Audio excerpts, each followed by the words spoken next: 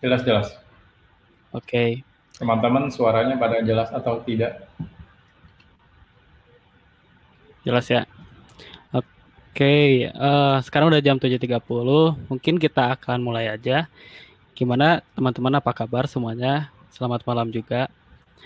Mungkin di sesi kali ini, di mentoring PJTN yang kedua ya Kang ya, Oh, akan saya yang jadi moderatornya. Nah, sebelumnya mungkin kenalan dulu nih siapa saya. Besi tiba-tiba, ini orang kok tiba-tiba muncul di sini. Oke, perkenalkan nama saya Oleh Rahman. Saya ini adalah seorang konten kreator dari Kodepolitan. Nah, tugas saya sekarang bukan sebagai konten kreator tapi sebagai moderator di mentoring PJTN yang kedua ini. Oke, Kang. Sekarang mungkin kita akan langsung ke Slido aja ya.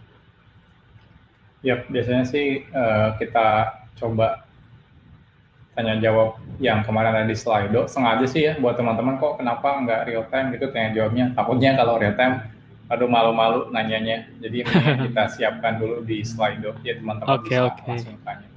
Nanti biar terdokumentasi juga ya, Kang ya. Betul. Oke, oke. Gimana Kang? Kabarnya sehat, Kang?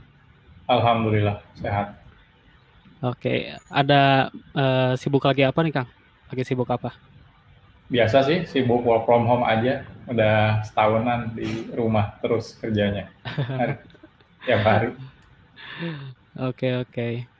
Ada bocoran dikit nggak, Kang? Lagi ngerjain course apa gitu yang baru? Oh, sekarang tuh kalau teman-teman perhatiin yang di Codpolitan ya, di Codpolitan Programmer Zaman Now itu course-nya yang seperti PHP, Golang gitu, yang Java udah hampir mau ke web ya, dan beberapa Mhm. sudah ada yang webnya seperti PHP dan Golang. Nanti rencananya dari situ kita akan masuk ke bagian RESTful API. Jadi memang disiapkan untuk mulai masuk ke bikin API seperti apa, terutama di Golang, PHP, dan juga Java kayak gitu. Jadi nextnya kita akan buat yang core soal RESTful API. Oke. Kira-kira nanti bakal ada clean arsitektur gak, Kang? Buat Itu kedepannya? nanti kita buat juga di terpisah karena kan itu nggak spesifik ke bahasa pemrograman ya. Jadi kita Mhm. buat course terpisah khusus buat clean arsitektur, clean code, refactoring. Yang kemarin kan ada design pattern ya, design pattern. Nanti juga design pattern rencananya saya mau buat di semua bahasa pemrograman juga. Wih, Jadi kalau keren. teman-teman nanti udah bisa, nanti kita mulai masuk ke bagian yang konseptualnya biar lebih oke lagi Oke, oke. pengetahuannya. Wah, ditunggu banget tuh, Kang, clean arsitektur. Wah. Siap-siap. Sama ini mungkin, Kang, Dagger. Kalau Dagger itu beda konteks berarti ya? Dagger Iya, itu kalau khusus Dagger Android ya? itu lebih ke dependency injection sih. Itu konsepnya harusnya kalau nanti masuk ke framework itu bakal sering pakai konsep dependency injection. Nanti kalau misalnya yang teman-teman yang ngikutin roadmap-nya PHP, nanti di Laravel itu nanti akan belajar dependency injection. Nah, nanti juga kita akan buatkan yang roadmap Laravelnya. Tapi kalau teman-teman yang biasa di Golang, nanti pas masuk ke Fiber, framework Fiber, nanti juga akan dibuatkan yang materi tentang dependency injection-nya. Termasuk yang Java, nanti pas masuk ke framework Spring-nya, nanti kita ada materi dependency injection-nya juga. Oh, oke, oke. Nah, kalau misalnya kayak gini nih Kang, yang kayak sesi tanya jawab, jadi ingat kuliah saya dulu. Waktu itu saya ada tugas, jadi ada mata kuliah namanya Promnet, pemrograman internet. Kita diajarin PHP natif, tapi pas tugas besar kita disuruh buat CI3. Oh, sudah pakai Jadi framework pakai ya iya pakai tugasnya. framework CI3. Tapi sebelumnya nggak diajarin tuh, cuman PHP natif aja. Jadi kita kaget tuh. Dan si I3 itu yang bisa cuman sedikit. Akhirnya teman-teman sekelas itu pada ngumpul di satu kosan buat mempelajari itu. Dan cuma ada satu orang yang bisa si I3. Jadi pada nanya tuh sekelas ke orang itu. Termasuk saya juga nanya. Udah Atau jadi paling kayak gampang dicopas aja kodenya ya. udah jadi kayak klinik kan. Nunggu giliran. Ya pasien pertama silakan. Oke, oke. Eh Mungkin kita langsung aja ya untuk sesi tanya jawab yang pertama. Saya share screen dulu. Boleh, boleh.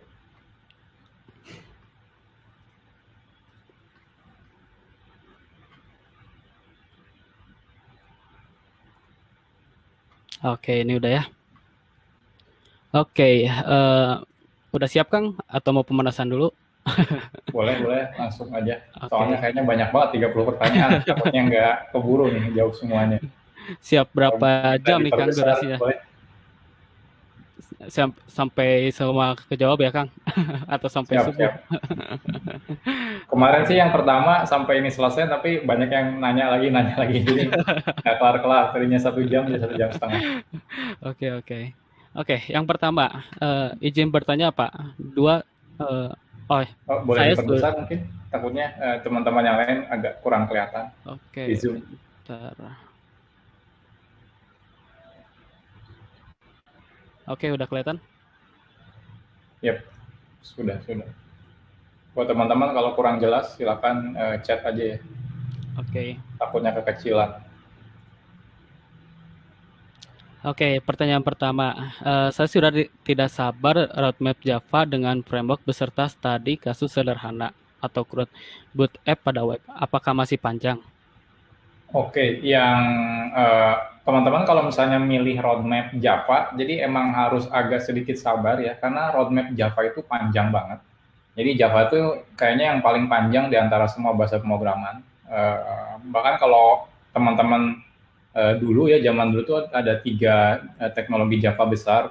Namanya yang pertama Java Standard Edition, itu lebih ke Java desktop, aplikasi desktop ya maksudnya. Habis itu ada Java Micro Edition, itu sebelum ada Android ya, dulu bisa pakai Java bikin pakai mobile buat di sistem operasi Symbian, kayak pakai Nokia.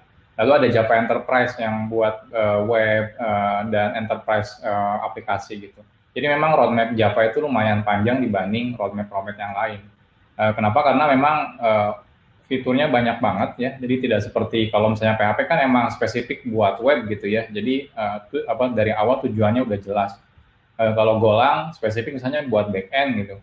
Jadi tujuan dari awalnya sudah jelas. Tapi kalau Java memang dulu didesainnya emang buat semua platform gitu. Ada mobile, ada desktop, ada web, ada enterprise project. Jadinya roadmap-nya agak sedikit panjang. Bahkan di roadmap yang saya buat pun itu nggak semua saya ambil.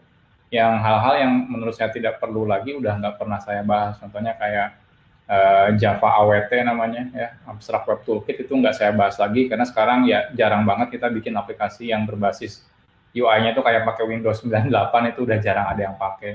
Atau seperti Java RMI gitu yang bikin client server pakai RMI, itu sekarang udah jarang ada yang pakai. Jadi sebenarnya udah banyak yang saya buang juga sih sebetulnya dari materi Java-nya. Jadi kalau yang teman-teman ngambil roadmap Java, harap bersabar karena memang lumayan panjang roadmap-nya. Oke, oke. Emang benar ya itu Java itu panjang. Itu bukunya bisa setebal sampai 1.000 halaman lebih. Dan pas saya lihat itu first edition. Itu gimana yang second editionnya?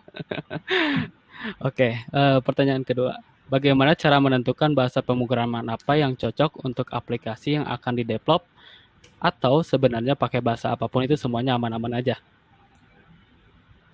Kalau soal bahasa itu kayak kriteria, kayak misalnya saya gitu ya, laki-laki senang misalnya senang hobi A gitu ya.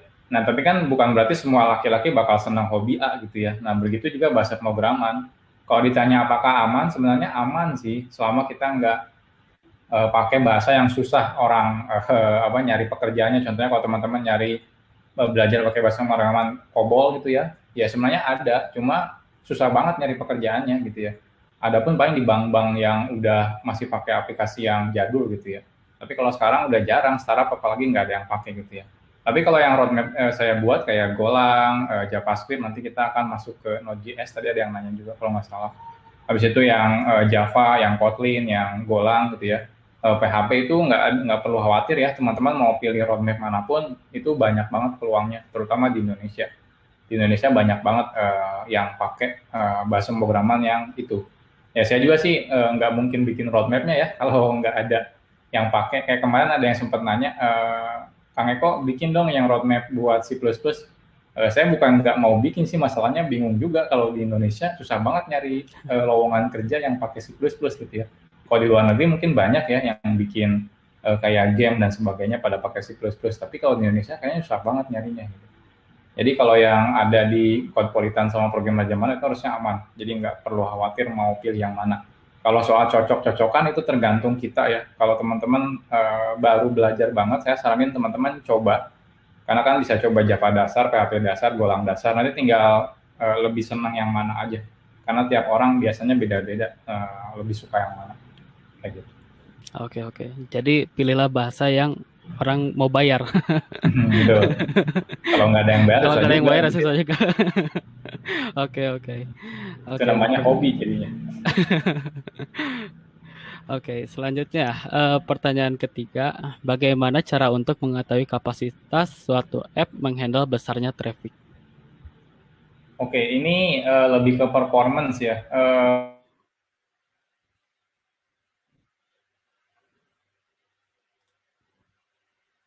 Waduh, tadi saya nge-freeze gak ya?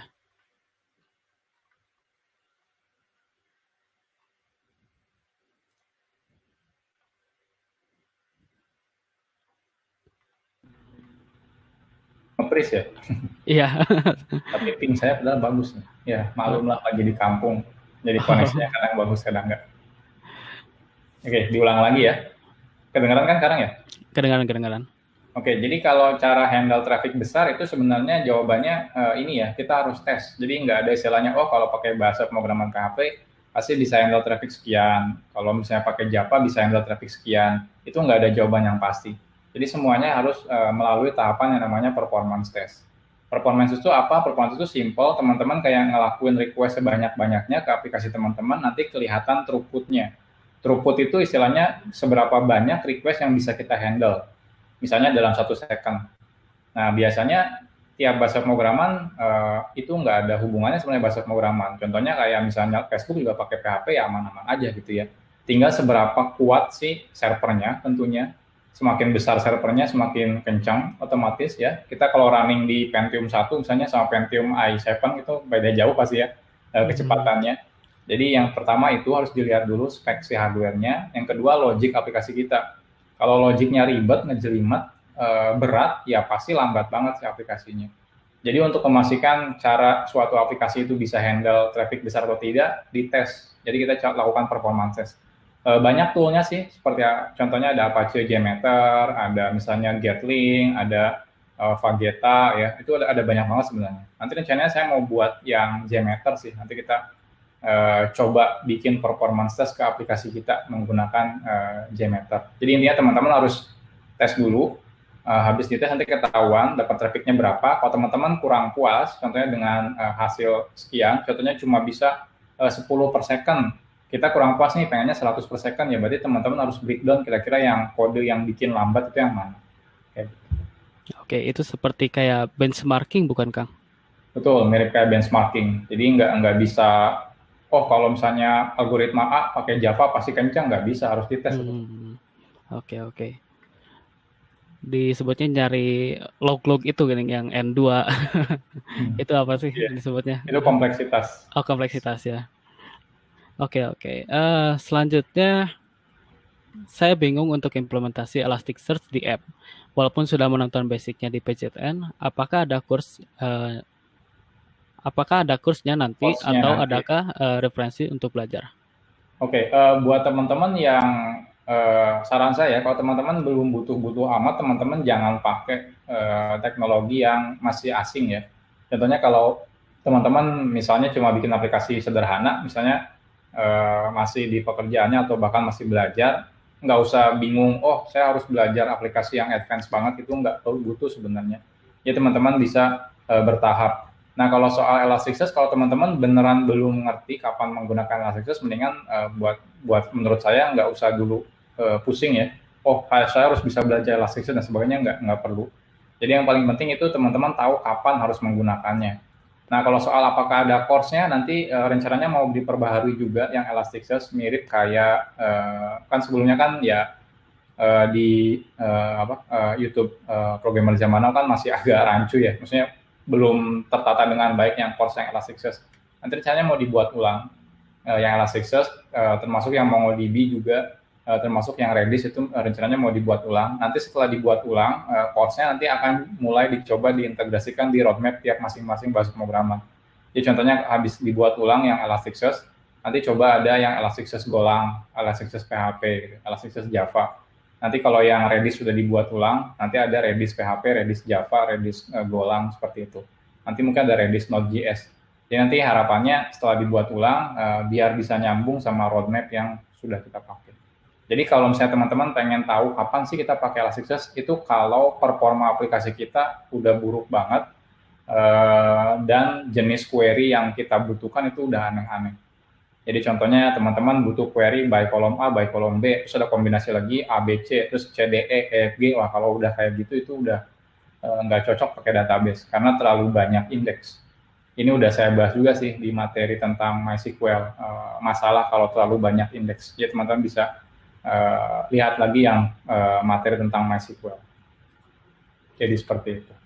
Oke, oke. Jadi buat course Elasticsearch nanti ditunggu aja ya buat teman-teman. Nanti kalau misalnya penggunanya juga, kalau misalnya udah permintaan yang aneh-aneh biasanya dari klien baru tuh pakai Elasticsearch. Oke, selanjutnya apakah nanti ada roadmap untuk Node.js, Mas? Makasih. Yep, nanti JavaScript, jadi kalau teman-teman udah ngikutin yang materi JavaScript, itu JavaScript, habis itu nanti ada yang JavaScript modul dan sebagainya, yang pokoknya yang hubungannya sama browser lah ya, JavaScript-nya. Nanti setelah itu roadmap-nya akan mulai dilanjutkan ke JavaScript yang bagian Node.js-nya.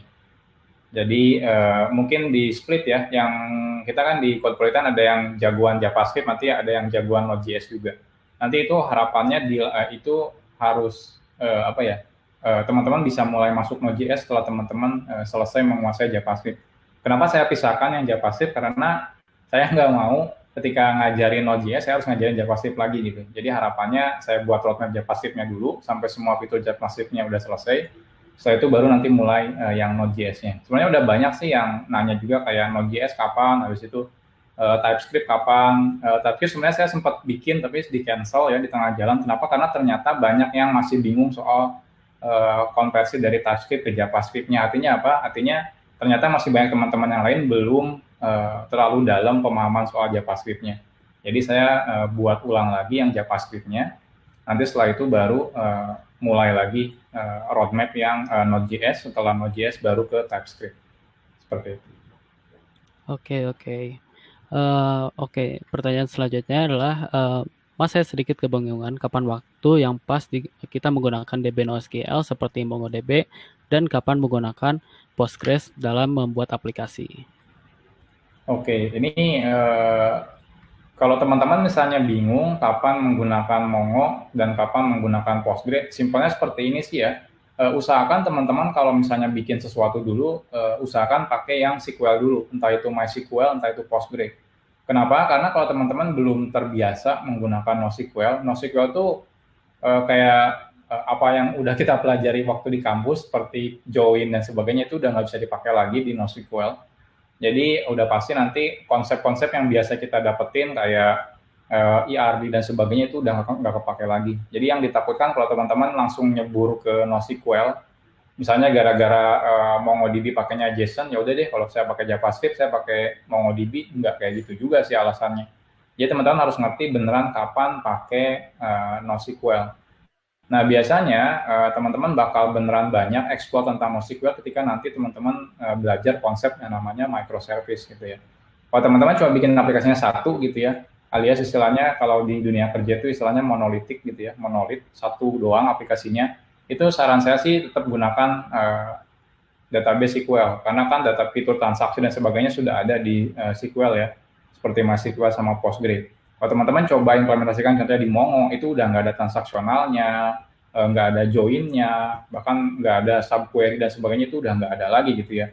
Jadi bakal lebih amburadul nanti kalau teman-teman misalnya pakai NoSQL terus dipaksa pakai join gitu, dipaksa pakai agregat, itu nggak akan jalan gitu ya, malah makin lambat jatuhnya.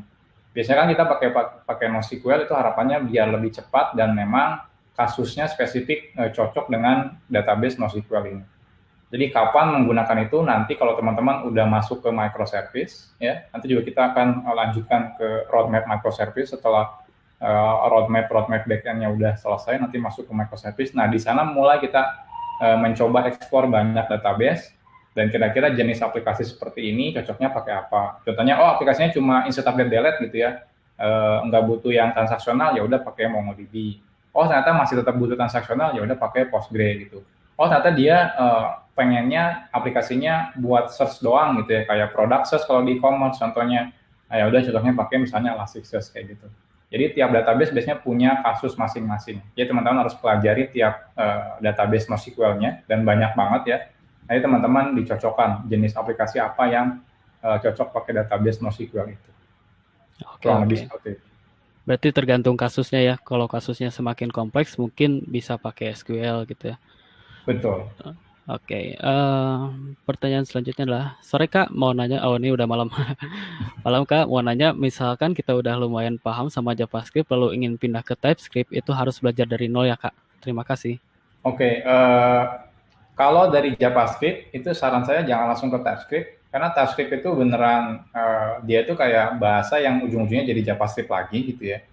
Jadi dari situ tuh teman-teman harus ngerti cara kompilasi dan sebagainya gitu ya. Jadi saran saya dari JavaScript, kalau JavaScript roadmap saya udah selesai gitu ya, teman-teman udah kelar, nanti teman-teman jangan langsung pindah ke TypeScript dulu, tapi teman-teman pindah ke Node.js dulu.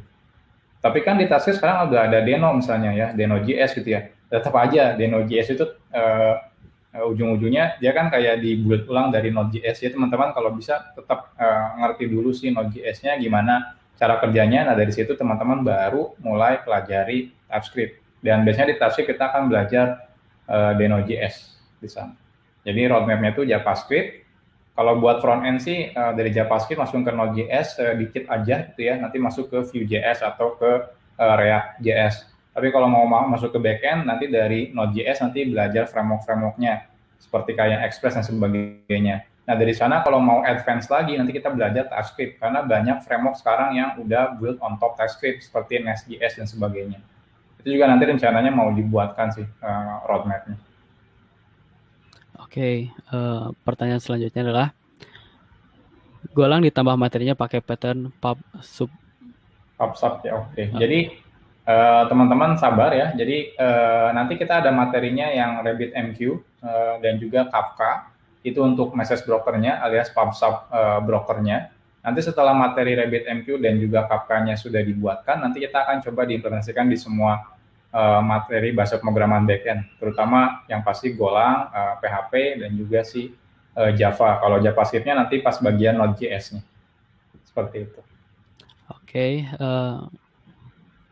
untuk pertanyaan selanjutnya adalah, situs website apa yang bisa kita kunjungi untuk tahu tentang informasi update tentang dunia programming agar tidak ketinggalan informasi? Yang mana tadi ya? Yang Situs apa ya? Oh ya, situs saya kira website. yang bisa Laravel. Situs website apa yang bisa kita kunjungi untuk tahu tentang informasi update tentang dunia programming agar tidak ketinggalan informasi? Kalau saya biasanya langsung subscribe dari blog resminya. Jadi kalau teman-teman misalnya senang ke Java gitu ya, itu ada blog resminya di Oracle tentang Java. Kalau teman-teman suka PHP, PHP juga ada blog resminya dari PHP. Golang juga sama, ada blog resminya dari Golang. Termasuk framework-framework, teman-teman suka Laravel dan sebagainya. Nah itu biasanya saya subscribe, istilahnya subscribe itunya ya, RSS-nya. Atau kalau ada mailing list-nya ya tinggal subscribe si mailing list-nya. Nanti kalau ada berita baru atau fitur baru, itu nanti kita dapat via email. Jadi biasanya saya ngelakuin kayak gitu sih. Jadi kalau saya searching ya sebenarnya bisa aja. Cuma biar kita dapat up to date, itu biasanya saya subscribe si beritanya. Walaupun mungkin beberapa nggak oh ya cuma ini aja gitu. Ya udah. Misalnya ada PHP terbaru, oh fitur barunya ada apa aja gitu. Ada Golang baru, nanti Golang fitur barunya apa aja. Nah, itu bisa teman-teman dapetin langsung dari blog atau website resminya. Jadi nggak usah bingung nyari di mana, harusnya di website resminya udah tersedia. Oke, oke. Atau bisa subscribe ke Gegeduknya langsung ya, kayak Taylor Atwell, Jeff Betul. Wharton. Langsung Oke, ke kreatornya bisa langsung. iya. Oke, selanjutnya adalah, Kang, saya bisa Laravel, tapi PHP cuma basic aja, nggak advance banget. Kira-kira seberapa urgensi mempelajari natif? Apakah kalau di perusahaan biasanya dipakai? Oke, justru belajar PHP natif itu bukan berpikir ini ya, bukan berpikir biar nanti bikin aplikasinya pakai PHP natif, enggak. justru biar teman-teman ngerti cara kerja si Laravel-nya secara low levelnya. Karena kan Laravel itu sebenarnya cuma framework ya, kerangka kerja, di mana ya ujung-ujungnya pakai PHP juga gitu ya. Contohnya kalau teman-teman belajar Laravel, tapi teman-teman nggak bisa PHP Object Oriented Programming, ya nanti amburadul gitu ya. Karena kan di Laravel kita belajar bikin kelas controller, kelas model gitu ya. Nah, teman-teman mungkin bingung, kenapa di kelas modelnya si Laravel tiba-tiba kita bisa bikin magic function meta programming gitu ya. Jadi tiba-tiba modelnya titik misalnya where apa-apa, padahal metodenya nggak ada gitu ya. Nah, itu kan secara OP aneh ya, kok nggak ada. Nah, padahal kalau di teman-teman belajar basic PHP itu ada kayak missing function dan sebagainya udah ada gitu ya. Ya sebenarnya fiturnya semuanya basic semuanya. Makanya saya selalu sarankan teman-teman belajar basicnya. Jadi nanti ketika belajar frameworknya itu nggak ada masalah. Mau belajar pakai framework kode Igniter kah? Atau misalnya pakai framework Laravel, atau nanti akan keluar lagi. Banyak kan sekarang framework-framework yang lain di PHP gitu ya, yang bilang lebih kencang juga ya. Kita nggak tahu ke depannya apakah Laravel masih bertahan atau enggak. Apalagi kalau sekarang orang lebih suka frameworknya yang kencang dan kecil ya. Jadi nggak butuh yang aneh-aneh misalnya. Dan akhirnya mungkin bisa tergeser juga framework-frameworknya. Jadi saran saya sih lebih baik belajar basicnya, dasarnya gitu ya, dibanding langsung loncat ke framework. Karena framework pasti berubah terus dan ya ngerti sendiri lah, sekarang Laravel 8 ya, tahun depan Laravel 6 gitu ya. Yeah. Jadi yang teman-teman pelajari sekarang tahun depan udah harus di-update lagi nih gitu. Tapi kalau PHP basicnya enggak, tetap itu aja gitu ya. Paling ya ketika ada PHP versi 8 baru kita belajar. Dan tidak akan tahun depan loncat ke PHP 9 juga, karena teman-teman lihat aja ya, jaraknya dari PHP 7 naik ke PHP 8 itu lama banget gitu ya. Termasuk misalnya ini, bahasa pemrograman yang lain. Contohnya kayak Golang, sekarang masih versi 1 aja gitu, nggak naik-naik ke versi 2. Kalau misalnya kayak gitu, lebih rekomendasi sih belajar basicnya sampai istilahnya melotok gitu ya. Nanti belajar frameworknya itu lebih gampang harusnya. Ya, oke. Jadi basic itu penting ya teman-teman. Walaupun nanti kekerjaan mungkin basic nggak terlalu dipakai, mungkin ada framework ya biar lebih cepat untuk pengerjaan kerjanya juga ya. Betul. Oh iya, soal yang contohnya, Kang, apakah saya masih perlu belajar SQL gitu ya? Kan pakai Laravel sekarang udah ada ORM-nya. Ya nanti kalau teman-teman butuh query yang ngejelimet gimana gitu ya? Yang udah nggak bisa lagi pakai Laravel itunya, Eloquent-nya misalnya. Tetap aja teman-teman harus query raw SQL. Kalau teman-teman nggak ngerti ya ribet juga, nanti amburadul hasilnya.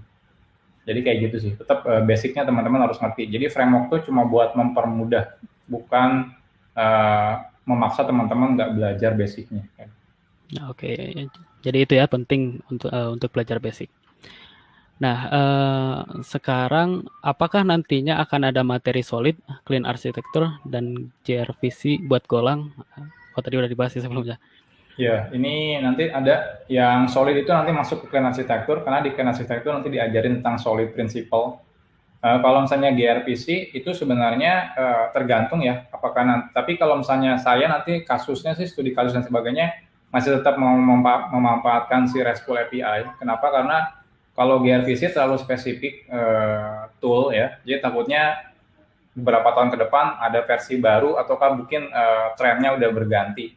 Kalau RESTful API kan masih on top HTTP, jadi harapannya ya trennya masih selalu digunakan, karena lebih mudah juga integrasi dengan bahasa pemrograman yang lain kalau misalnya menggunakan RESTful API. Tapi apakah ada? Sebenarnya sih udah masuk ke to-do list saya sih, masukin materi gRPC. Tapi kalau prioritas, saya masih prioritasin yang RESTful API dulu di semua bahasa pemrograman. Jadi nanti harapannya kalau RESTful API nanti ketika ada studi kasus yang digabung antar beberapa bahasa pemrograman itu lebih mudah. Ya contohnya backend-nya bikin microservice 2 aplikasi, yang satu Java, yang satu Golang gitu, bisa seperti itu. Dan dari JavaScript-nya pun kan simple, tinggal Ajax call aja gitu kalau pakai RESTful API. Kalau pakai gRPC kan udah bingung lagi nanti dari JavaScript-nya kayak gitu, harus install wrapper yang nge-translate dari gRPC ke HTTP. Jadi malah pengennya kita santai ya kerjanya, malah jadi bikin ribet jadinya. Oke. Selanjutnya adalah apakah akan ada materi microservice atau event driven buat Golang?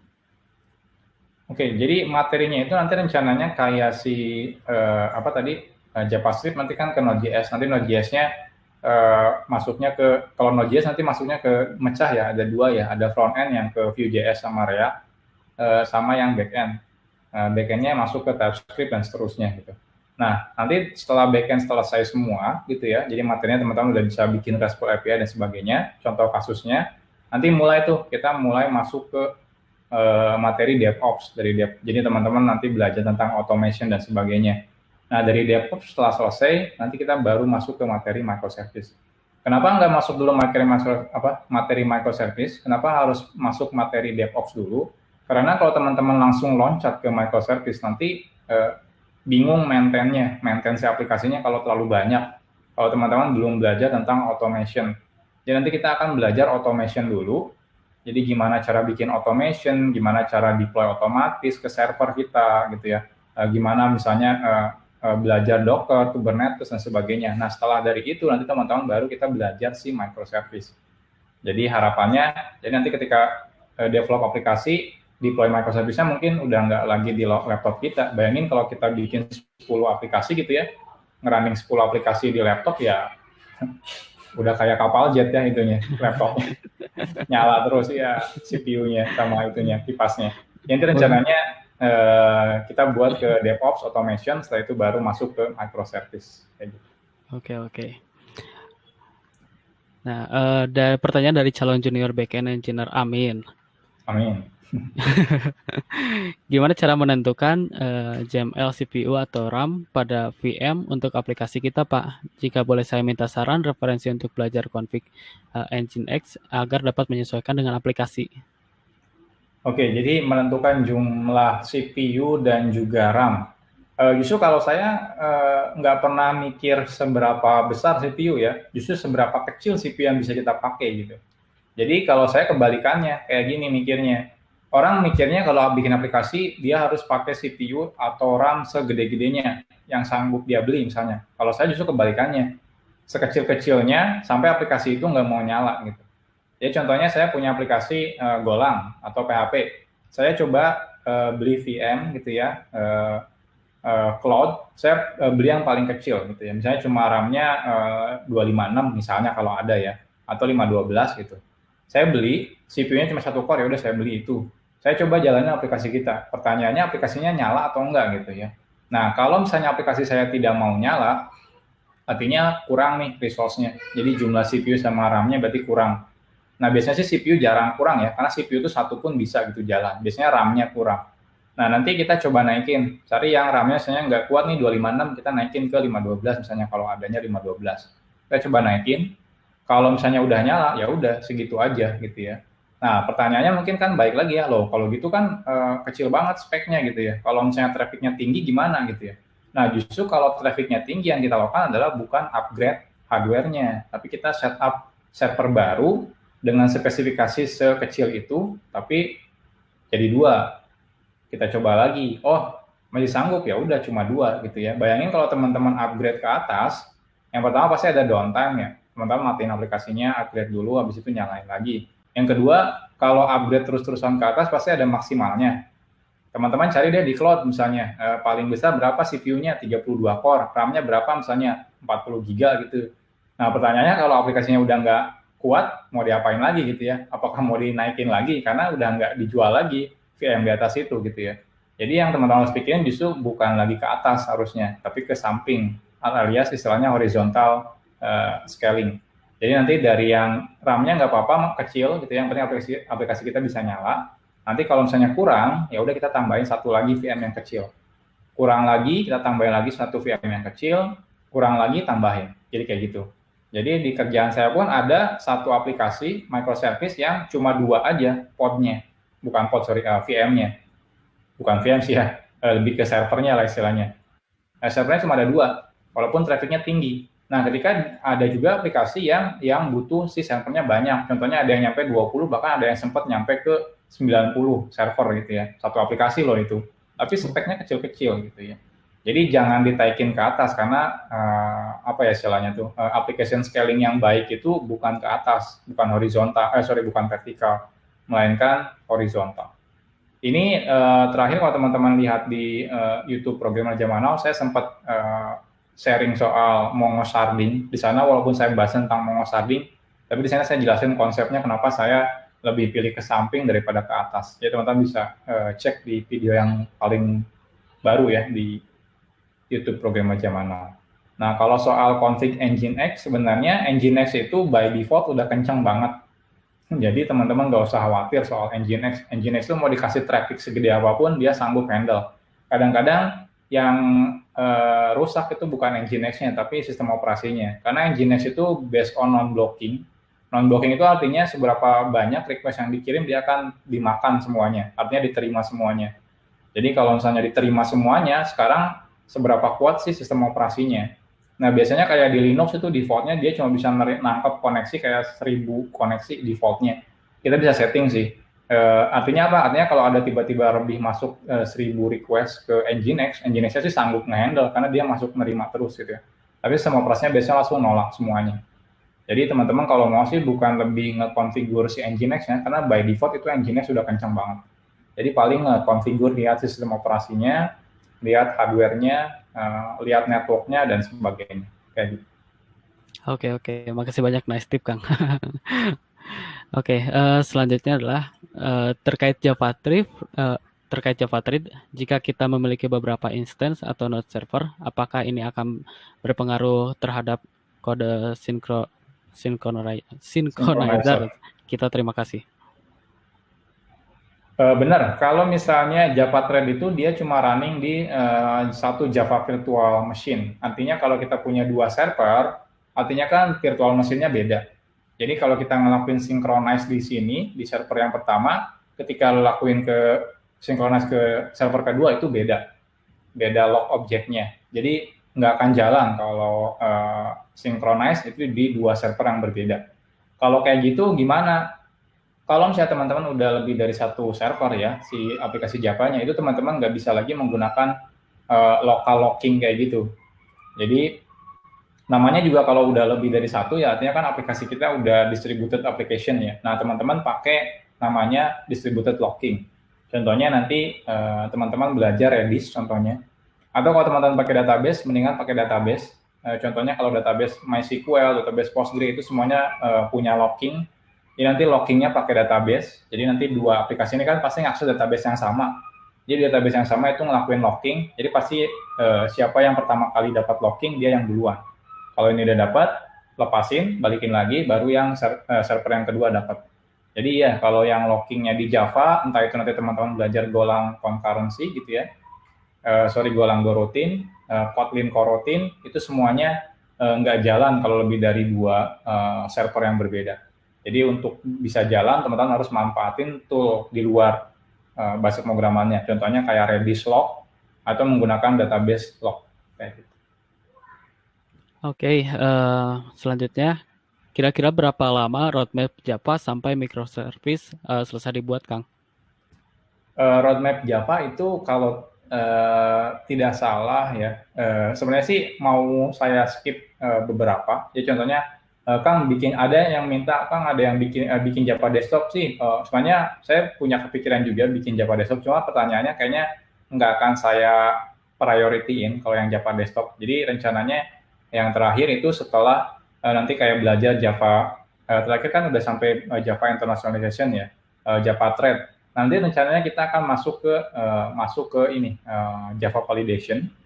Nanti dari Java Validation nanti ada yang namanya Java Reflection. Nanti dari situ baru masuk ke Object Relational Mapping-nya, namanya Java Persistence API.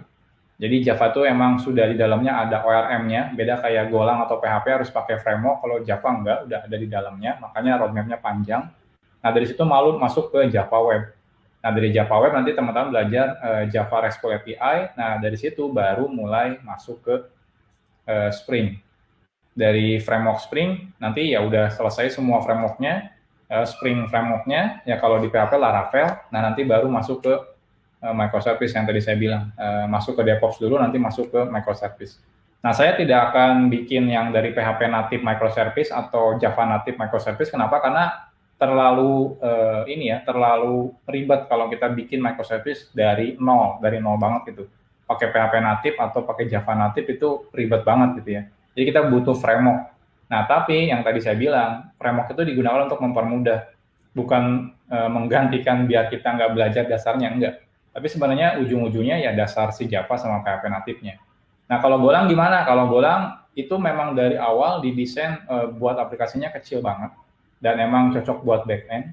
Jadi kalau Golang itu sebenarnya teman-teman nggak pakai framework pun bisa. Setelah belajar RESTful API langsung belajar microservice itu bisa.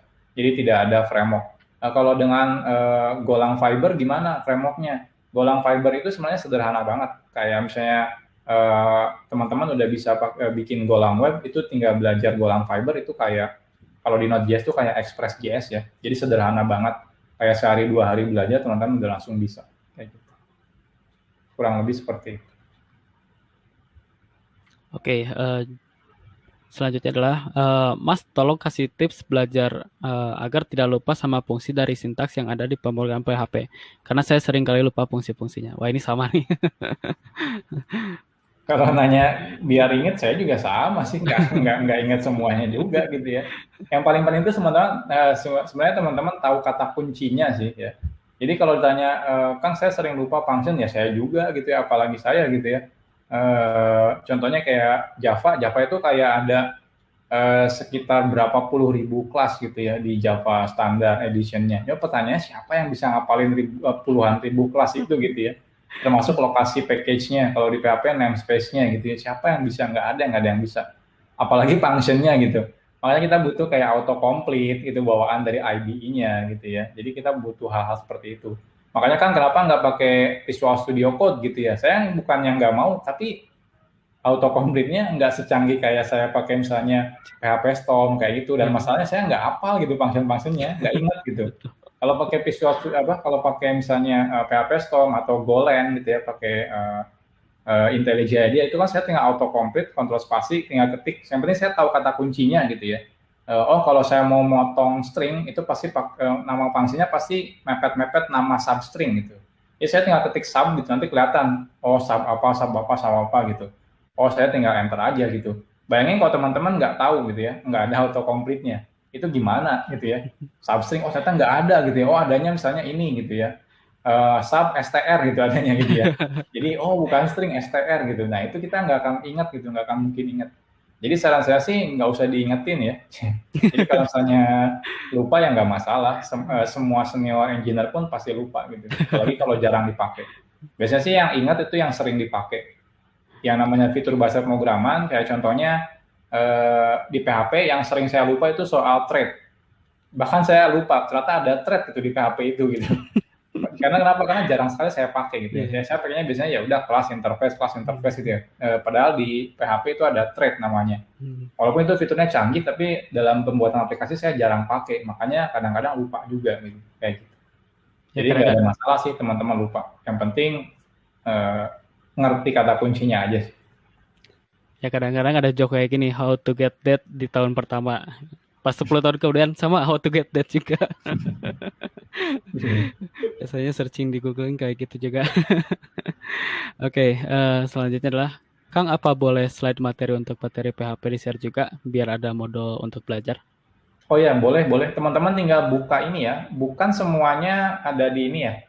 Sebenarnya materinya itu kalau teman-teman lihat itu ada di ini ya, di deskripsi dari si programmer zaman now YouTube-nya. Yang premium nggak bisa dilihat, tapi deskripsinya bisa dilihat. Jadi walaupun teman-teman, saya subscribe-nya, join-nya di Codepolitan, tapi deskripsinya masih teman-teman bisa lihat kok. Ya teman-teman tinggal lihat di sana. Kemarin sih kebetulan dari Codepolitan kita masukinnya yang source code-nya aja, karena memang cuma bisa masukin satu link aja. Rencananya saya mau masukin semuanya ke dalam si ininya ya, ke dalam si source code-nya.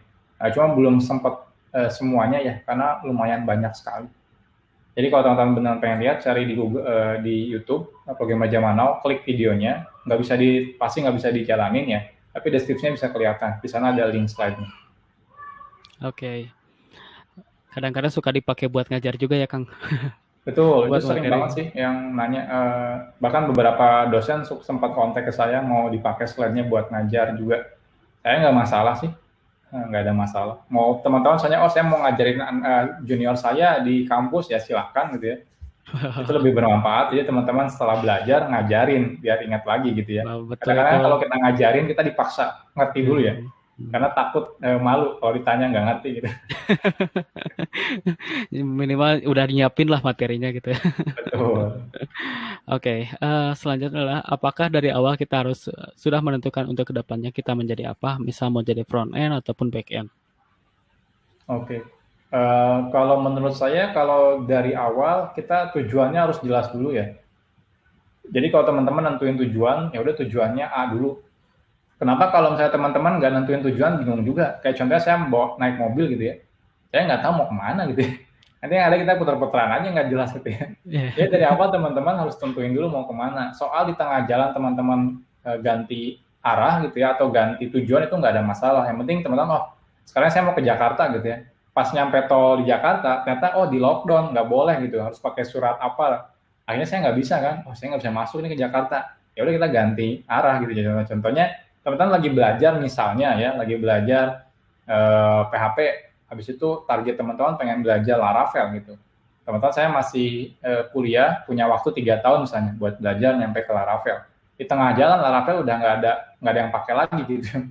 Tiba-tiba ada framework baru misalnya, apa gitu ya, kode Igniter keren yang baru gitu, yang versi 5-nya udah lebih keren dari Laravel. Akhirnya semua orang pindah ke kode Igniter semua gitu.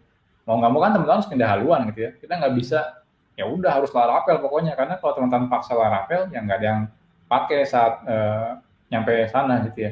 Jadi yang penting yang pertama tentuin dulu tujuannya. Nanti kalau misalnya tengah jalan berubah itu nggak ada masalah, nggak rugi kok. Soalnya kalau yang natif-natifnya yang tadi saya bilang itu pasti kepake terus. Bayangin kalau di awal teman-teman langsung loncat gitu ya ke Laravel, tiba-tiba nggak kepake, ya bingung, natif nggak bisa gitu ya. Laravel udah nggak ada yang pakai gitu ya. Dulu saya sempat senang pakai Y framework di PHP sebelum ada Laravel, tapi ternyata sekarang udah nggak populer sama sekali gitu Y framework. Jadi akhirnya nggak kepake juga frameworknya gitu ya. Jadi saya harus belajar lagi Laravel. Kalau misalnya saya nggak ngerti PHP natif itu susah banget pasti nanti belajar lagi Laravel. Tapi kalau udah ngerti PHP natif itu ya biasa aja gitu ya. Oh, cuma paradigma frameworknya beda doang, tapi sintaknya kan sama aja PHP juga. Seperti Oke, itu. oke. Jadi yang penting tujuannya mau kemana dulu. Betul. Kalau misalnya ke depannya nanti ada yang berubah, mungkin ya rubah-rubah dikit lah nggak jadi masalah lah. Ya, asal jangan berubahnya parah ya.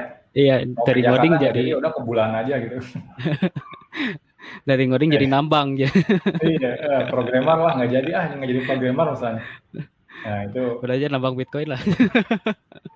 iya. Nama Bitcoin kan sekarang pas lesu kan harus punya fallback juga kita. Jangan sampai all in gitu ya. Taunya itu Gambling itu. Bitcoin-nya ambruk gitu ya. Wah udah pusing nih. Aduh. Oke, oke. Selanjutnya adalah, oh, malah bentar. Nambah lagi pertanyaan. Makin banyak. Kok makin malam makin banyak ya? Oke. Makin penasaran. Selanjutnya yang kita pelajari di JS dasar, apakah itu juga salah satu dasarnya untuk bagian backend dengan JS atau hanya lingkup frontend aja? Ya, JS itu bahasa pemrogramannya aja. Jadi saya ngajarin JavaScript roadmap itu sebenarnya bahasa pemrograman plus nanti setelah selesai, kan kita sekarang udah selesai ini ya, JavaScript dasar, JavaScript OOP, walaupun sebenarnya bukan OOP sih sebenarnya. Tapi kita paksakan namanya jadi OOP gitu ya, biar lebih gampang sebenarnya. Sebenarnya di JavaScript itu namanya prototype oriented gitu ya. Nah, habis itu nanti terakhir kan udah JavaScript standard library. Nah, nanti dari situ nanti kita belajar JavaScript modul namanya, itu fitur baru ya. Mungkin di beberapa browser nggak support, tapi itu tetap saya paksakan masukkan ke roadmap. Kenapa? Karena kedepannya pasti bakal pakai itu semua, namanya JavaScript modul. Nah, dari situ sebenarnya itu basicnya. Nanti nextnya baru masuk ke JavaScript yang front end, kayak dokumen object model, ada Ajax, dan sebagainya, itu kan cuma jalan di front end. Nah, tapi dari situ nanti teman-teman mulai bisa belajar si Node.js. Nah, di Node.js saya cuma fokusnya ke Node.js-nya. Jadi Node.js itu kayak gimana jalaninnya, fiturnya apa aja, library yang ada di Node.js itu apa aja gitu. Nah, saya nggak akan ngajarin lagi JavaScript-nya. Kenapa? Karena basic JavaScript-nya udah diajarin di roadmap JavaScript-nya. Jadi harapannya itu teman-teman ketika belajar Node.js itu nggak belajar lagi JavaScript. Jadi harapannya udah ngerti lah gitu. Jadi kayak belajar Laravel, Jadi teman-teman harus sudah ngerti PHP-nya dulu gitu. Kalau nggak ngerti PHP, saya biasanya saya lihat biasanya ada beberapa orang yang tiba-tiba loncat ke satu materi, terus saya tanya, udah belajar materi A-nya belum gitu. Terus dia bilang belum. Saya selalu nggak mau jawab kalau kayak gitu. Silakan belajar dulu materi ini, jadi jangan loncat. Kalau loncat pasti keseret-seret gitu ya. Jadi harus belajar bertahap dari dasarnya dulu. Jadi nanti kalau udah ada roadmap Node.js, tolong ya teman-teman jangan langsung loncat ke Node.js, tapi belajar dulu sih JavaScript-nya. Ya, balik lagi tuh belajar basicnya itu penting. Oke, Kang tolong jelasin roadmap buat backend selengkapnya. Terima kasih. Oke, jadi kalau teman-teman ngikutin salah satu roadmap aja ya, kayak PHP atau misalnya Golang atau Java itu roadmapnya masuknya ke itu kok, ke backend. Dan di sini saya bertahap, jadi kayak teman-teman udah nanti bikin ngerti RESTful API, nanti teman-teman akan belajar yang namanya message broker. Nanti di sana kita belajar RabbitMQ. Nanti teman-teman belajar namanya caching. Kita akan belajar yang menggunakan Redis. Jadi memang sudah didesain ngikutin roadmapnya dari yang paling basic sampai yang paling nanti advance. Ya teman-teman tinggal ikutin aja sebenarnya. Kalau teman-teman mau nyari, sebenarnya googling banyak sih ya roadmap backend. Cuma kan kalau roadmap backend kayak general gitu ya. Nah saya nggak mau kayak gitu. Jadi kita bikin per spesifik per aplikasinya. Per bahasa pemrogramannya. Karena tiap bahasa pemrograman pasti beda-beda si implementasi konsepnya. Ya tinggal diikutin aja roadmapnya. Wah, oke. Wah, keren-keren nih. Materinya jadi bertahap nih roadmapnya. Jadi jelas ya. Oke, oke. Dulu saya belajar itu loncat-loncat nggak tahu kemana. Tiba-tiba jadi aja aplikasinya. Oke, selanjutnya adalah izin bertanya. Mungkin di luar topik, gimana cara konfigurasi web share target API di React.js karena belum berhasil sampai sekarang. Terima kasih. Oke, kalau teman-teman misalnya ini technical banget ya, harus dilihat code-nya dan sebagainya. Jadi kalau pertanyaannya technical banget, kayak teman-teman harus share code-nya seperti apa, biar nanti jelas gitu ya. Ini apa ya istilahnya tuh, kayak kodenya seperti apa, errornya seperti apa. Saran saya teman-teman kalau misalnya pertanyaannya beneran technical banget, itu di forum aja ya. Jadi biar teman-teman bisa upload kodenya seperti apa, nanti ngedebugnya lebih gampang. Karena kalau misalnya, oh ya, jadi mungkin buat teman-teman yang ini juga ya, nanti bertanya di forumnya Konfolitan. Jadi kalau bertanya, kalau bisa dilampirkan kodenya. Teman-teman bisa upload ke GitHub contohnya ya, atau ke gis.github.com. Jadi contohnya teman-teman belajar nih, errornya silakan masukkan ke GitHub, screenshotnya masukkan ke situ aja gitu. Jadi biar enak. Atau bisa diupload juga ke forumnya. Jadi kalau jangan pertanyaannya, kan saya error nih kayak gini. Nah, saya kan bingung kan, bukan dukun juga, nggak bisa menerawang gitu ya di laptop teman-teman kayak gimana errornya gitu. Jadi kalau bisa pertanyaan yang beneran teknikal yang berhubungan sama kode program, silakan di-upload source code-nya dan errornya. Jadi kan kalau di sini kan nggak berhasil, nah kan bingung ya, nggak berhasilnya itu seperti apa? Apakah di konsolnya keluar error kah? Ataukah misalnya ketika dijalanin diklik nggak jalan kah, nggak ke-trigger dan sebagainya. Jadi detailnya kalau bisa dilampirkan Oke, di forum. itu untuk pertanyaan teknikal bisa ditanyakan di forum. Jangan lupa dicantumkan source code dan juga errornya kenapa. Jangan tiba-tiba Kang ini error. Ini error kenapa? Oke. Selanjutnya yang kita pelajari di JS dasar, apakah itu juga salah satu dasarnya untuk bagian backend dengan JS atau hanya lingkup front end aja? Yap, itu dasar. Dasar itu artinya teman-teman nggak peduli itu front end atau backend. Mirip kayak teman-teman kemarin kita ada roadmap-nya Kotlin ya, itu dasar Kotlin-nya. Nggak peduli nanti teman-teman mau belajar jadi Android developer atau mau nanti backend Kotlin, itu dasarnya sama. Termasuk JavaScript. JavaScript yang sekarang roadmap-nya yang awal-awal ya, itu adalah dasar si JavaScript-nya. Next-nya, nanti teman-teman ketika masuk ke front-end kayak pakai React.js atau Vue.js, atau masuk ke Node.js backend-nya, itu sama aja. Dasar, jadi awalnya itu selalu sama, nanti ke belakangnya nanti kita pisah. Kayak gitu. Nah, kalau yang Java, apakah ada front-end-nya? Enggak. Saya nggak saranin teman-teman pakai front-end di Java. Karena kalau di Java itu ya buang-buang tenaga teman-teman belajar front end di Java gitu ya, udah nggak ada yang pakai juga gitu ya, siapa yang mau bikin front end pakai Java gitu, termasuk Golang juga siapa yang mau bikin front end di Golang gitu ya, lebih mudah pakai kayak Node.js atau Vue.js atau React.js kayak gitu. Oke, selanjutnya mau tanya Mas, tahun 2022 nanti akan ada update Laravel 9. Bagaimana nasib bagi pemula yang baru belajar Laravel? Apakah tidak ketinggalan jauh? Oke, ini saya sebenarnya agak kecewa sih. Laravel ini ya, molor ya. Rencana itu saya pas keluar Laravel 9 karena dia versinya long term, itu saya mau buatnya itu pas versi 9 roadmap-nya, iya roadmap Laravel tuh. Karena kan harusnya itu kayak tengah-tengah, bulan berapa gitu ya, di akhir tahun ini harusnya keluar Laravel, tapi ternyata dia molor jadi tahun depan. Saya paling nanti lihat dulu sih, kalau Laravel yang 9-nya versi yang minimal kayak versi yang betanya udah keluar, mungkin saya mau bikin roadmap Laravelnya mau pakai versi Laravel 9. Kenapa? Karena Laravel 9 itu long term ya, jadi artinya long term itu dia supportnya lama, bisa 4 tahun. Jadi kalau saya bikin roadmapnya sekarang, minimal ilmunya masih bisa pakai 4 tahun lagi. Kalau saya pakai Laravel 8, bayangin ya, saya sekarang bikin roadmap Laravel 8, awal tahun depan udah Laravel 9, Laravel 8 saya udah nggak kepake lagi gitu ya. Ya betul. Jadi paling nanti saya lihat-lihat dulu si Laravel 9-nya. Kalau misalnya fiturnya kayak fiturnya tuh udah fix ya, cuma ada bug fix doang, mungkin saya mulai pakai Laravel 9 roadmap-nya. Walaupun sekarang versinya belum rilis. Ya mudah-mudahan sih stabil ya. Atau bahkan mudah-mudahan lebih cepat lagi rilis. Ya, gitu. Amin. Oke, Kang Eko mau tanya dong, kan di dalam dunia IT itu tidak hanya tentang pemrograman, apakah nanti ada kurs tentang networking? Oke, kalau saat ini gini ya, networking itu kalau kalau di kerjaan ya, networking itu problemnya sekarang udah nggak di-handle manual lagi, semuanya otomatis. Contohnya kayak saya kan menggunakan cloud semua ya. Jadi kita udah nggak ngurusin soal network, kayak setting jaringan dan sebagainya itu kita udah nggak ngurusin lagi. Semuanya udah di-handle sama si cloud providernya. Jadi buat teman-teman yang sekarang misalnya, oh saya masuknya sekolahnya di jaringan komputer gitu ya. Kalau menurut saya teman-teman harus upgrade ilmunya ya. Kenapa? Karena di dunia kerjaan perusahaan teknologi ya, sekarang udah jarang banget maintain network dan sebagainya secara manual. Semuanya udah pakai cloud. Artinya apa? Artinya kalau cloud teman-teman nggak perlu setup lagi, nggak perlu install kabel jaringan lagi dan semuanya itu nggak perlu lagi gitu ya di data centernya, karena semuanya udah di-handle secara otomatis sama si cloud-nya. Nah, saran saya, teman-teman yang belajar networking atau sekolahnya networking, itu upgrade ilmunya ke DevOps.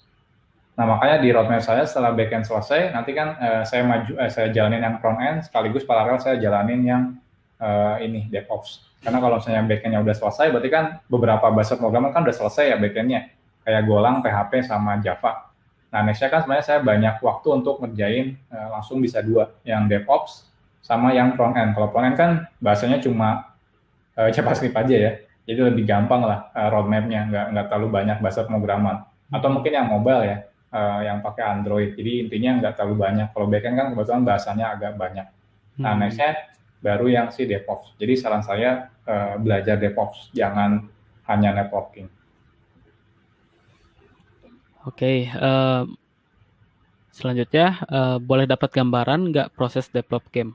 Banyak yang bilang game develop bahasa pemrograman Java.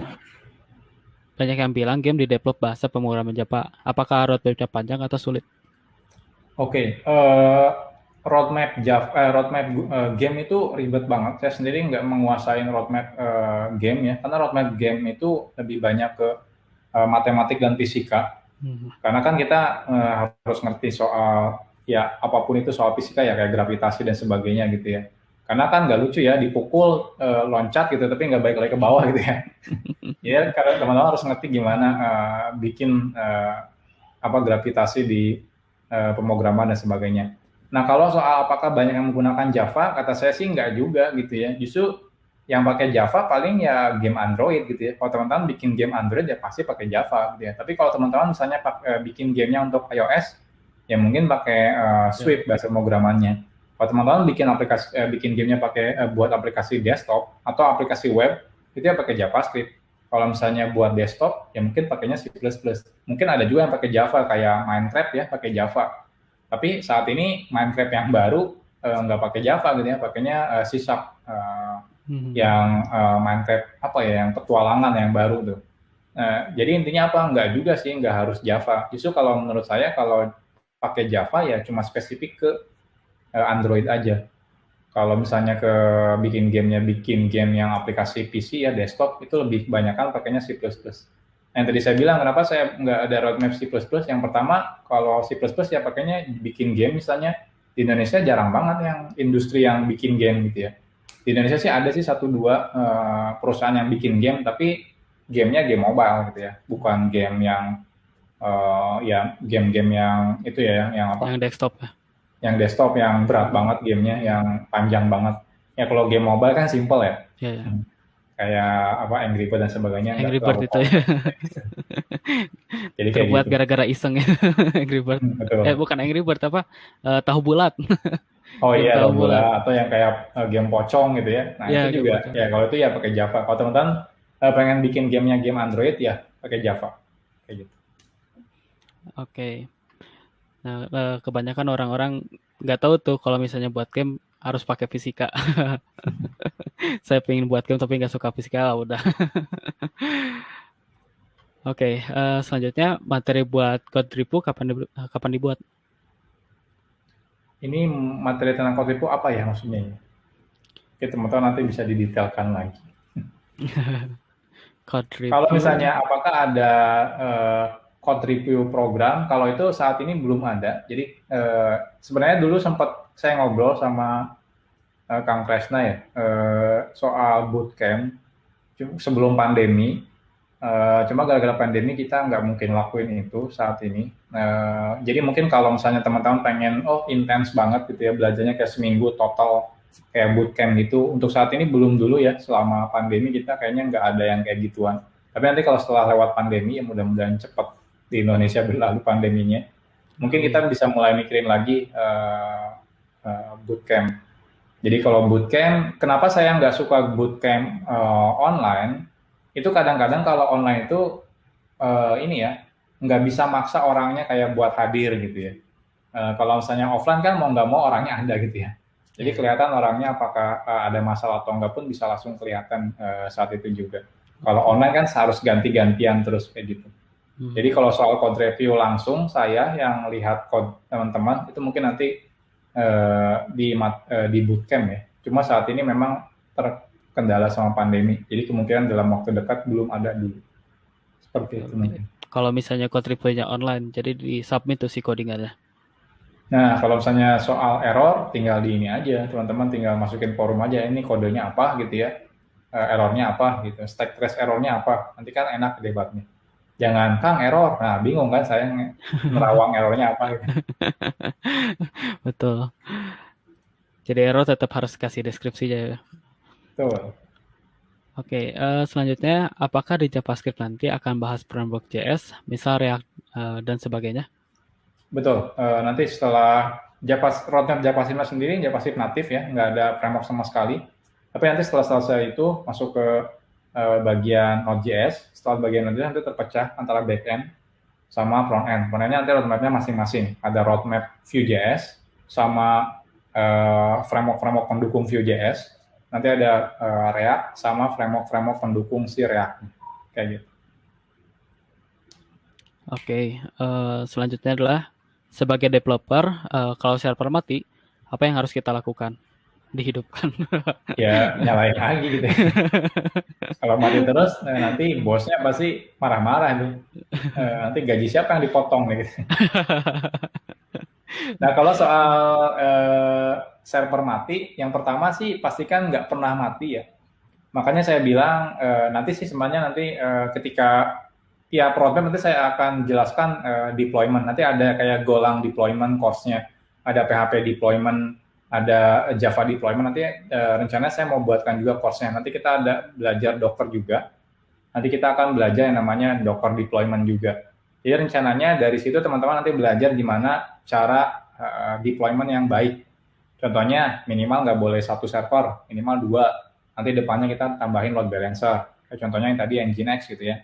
Jadi request-nya ke Nginx, habis itu di forward ke 2 server kita. Nah ketika kita, saya butuh upgrade ini nih versi baru aplikasinya, matiin yang satu masih nyala kan.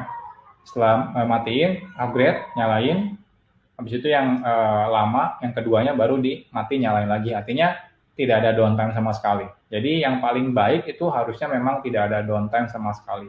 Kalau teman-teman masih update aplikasi harus downtime, itu berarti ada masalah di aplikasinya. Jadi nanti akan saya ajarkan di materi yang deployment-nya. Ada PHP deployment, Golang deployment, sama Java deployment, termasuk yang Node.js deployment nanti.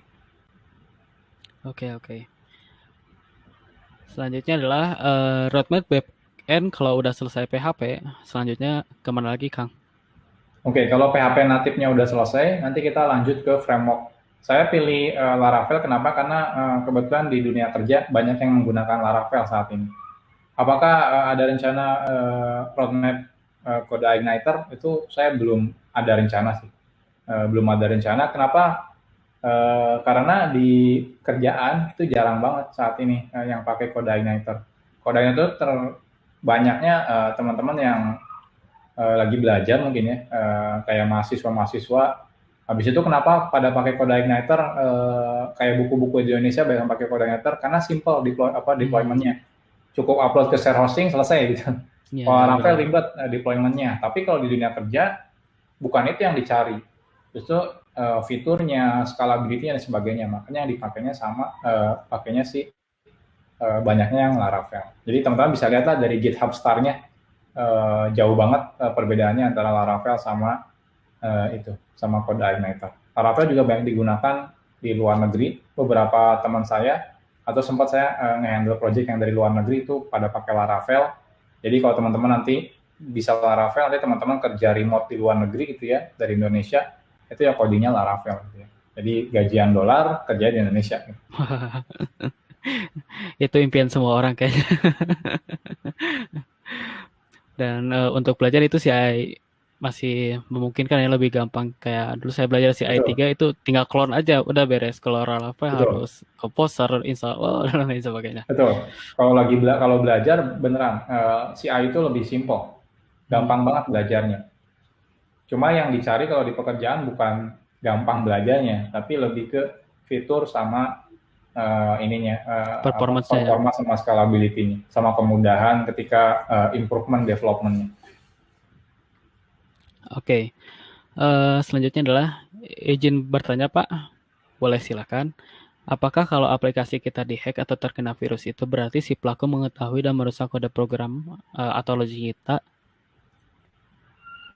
Kalau itu enggak ya. Jadi kalau misalnya aplikasi kita dihack, bukan dia mengetahui kode program kita, itu biasanya ada security issue di web contohnya. Kenapa aplikasi web kita bisa di-deface? Contohnya mungkin kita kayak ketika nge-parsing parameter kita nggak benar gitu. Kayak teman-teman terima, habis itu di echo bulat-bulat, nah itu nggak boleh. Atau misalnya teman-teman nerima query dari parameter, masukin ke database bulat-bulat, itu juga nggak boleh. Contohnya ini sering saya bahas sih, contohnya kayak di MySQL, PHP MySQL, Golang MySQL, Java MySQL, itu saya bahas tentang SQL injection, problemnya apa. Di PHP web, Golang web itu saya bahas juga tentang namanya cross-site scripting. Jadi materi-materi scripting itu saya masukkan ke tiap roadmap-nya. Jadi bukan gara-gara orangnya tahu kode program kita, tapi orangnya bisa nge-exploit kelalaian kita. Karena kita lalai gitu ya, terima bulat-bulat parameter, nggak divalidasi, masukin ke database, akhirnya orang masukin petik 2, langsung error tuh query SQL-nya. Oh, ketahuan kalau ini pasti bisa di SQL injection. Jadi tinggal dia masukin script yang aneh-aneh kayak ngedump data kah atau ngedrop table kah, itu lebih gampang banget. Jadi lebih ke dia nyari kelalaian orang. Dan itu masalahnya toolnya udah banyak. Ya teman-teman tinggal download tool, tinggal nanti di-scan web kita, nanti dia searching semua parameter di web kita, nanti coba di-inject pakai SQL injection, cross-site scripting, kalau dapat nanti dia langsung kasih tahu toolnya. Dan dari situ bisa di-exploit sama orangnya. Oke. Jadi kita lebih harus hati-hati sih. Itu menanggulanginya bisa pakai validasi nggak, Kang? Itu menanggulanginya yang pertama validasi udah pasti wajib, yang kedua kita harus tes sendiri. Jadi kita yang download tool security-nya, kita yang tes. Kita yang buat, kita yang rusak. Jadi kita yang tes, kita lihat apakah ada security issue atau tidak. Kalau misalnya kita terlalu pede gitu ya, takutnya ketika deploy ternyata banyak security issue. Jadi tetap harus ada yang namanya security test namanya. Oke. Izin tanya lagi, itu orang yang sama ya? Izin tanya lagi, saya ikut PNZ apa PNZ PJTN ini nyicil apakah nanti saya masih dapat info update kurs baru dari Telegram jika sudah habis waktu kelas premium ini. Kalau di Telegram itu sifatnya subscribe ya ke channel Telegramnya Konvalitan PGN. Jadi kalau teman-teman sudah subscribe ke sana, kalau nanti ada course baru teman-teman pasti bakal tahu. Cuma ya untuk nonton course-nya teman-teman harus jadi member dulu. Ya. Jadi sifatnya kayak subscribe gitu ya, subscribe. Subscribe ya. Oke, mana ini tenggelam? Oke. Halo Kang, saya ingin bertanya apa itu database indexing, bagaimana implementasinya, apakah sama dengan istilah indeks pada database? Terima kasih. Ini kalau nama database index harusnya sama aja, tapi kalau database indexing ini harus dicek lagi ya. Kalau misalnya istilah indexing itu kalau misalnya di Elasticsearch contohnya insert data. Nah, kenapa namanya index bukan insert? Karena di Elasticsearch nggak ada insert atau update. Dia pakainya index. Index itu adalah insert or update gitu. Jadi kalau ada ditimpa, kalau nggak ada dibuat baru. Itu namanya index kalau di Elasticsearch. Jadi namanya indexing, sorry. Nah, apakah sama dengan istilah index? Nah, ini saya kurang tahu ya. Mungkin Mas Jason-nya bisa jelasin lebih detail nanti. Maksudnya itu indexing database apa gitu ya. Kalau di istilah di Elasticsearch, database indexing itu adalah insert or update. Kalau di database lain kayak MySQL ya indexing itu ya menambahkan indeks ke dalam si database-nya. Jadi perlu dicek dulu database apa. Mungkin persepsinya bisa berbeda antar database-nya. Seperti itu.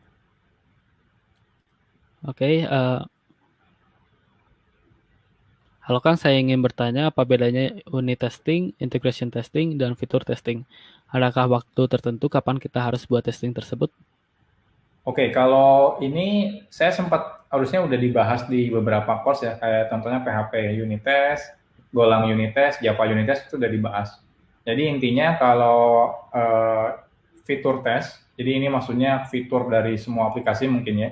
Jadi ini adalah yang namanya end-to-end test. Itu dilakukan ngetes semua aplikasi kita. Jadi kalau aplikasi kita ada web, ada mobile dan sebagainya itu dites semuanya end-to-end dari depan sampai belakang atau semua fiturnya.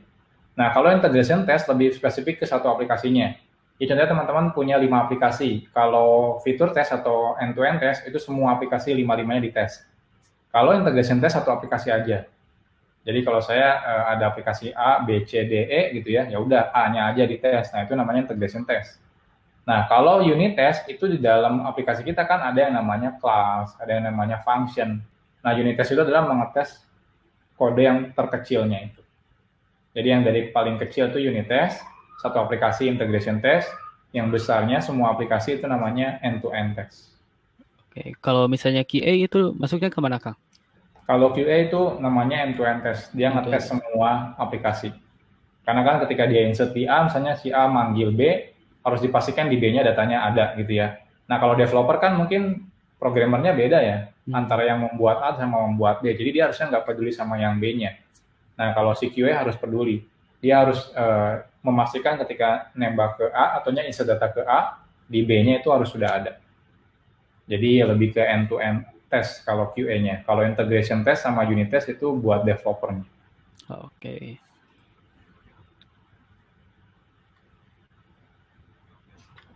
Oke, saya mau tanya untuk backend, apakah ada portfolio spesifik yang bila di-develop bisa menambah nilai plus? Oke, kalau misalnya portfolio, ini ya, kalau backend lebih ke experience ya.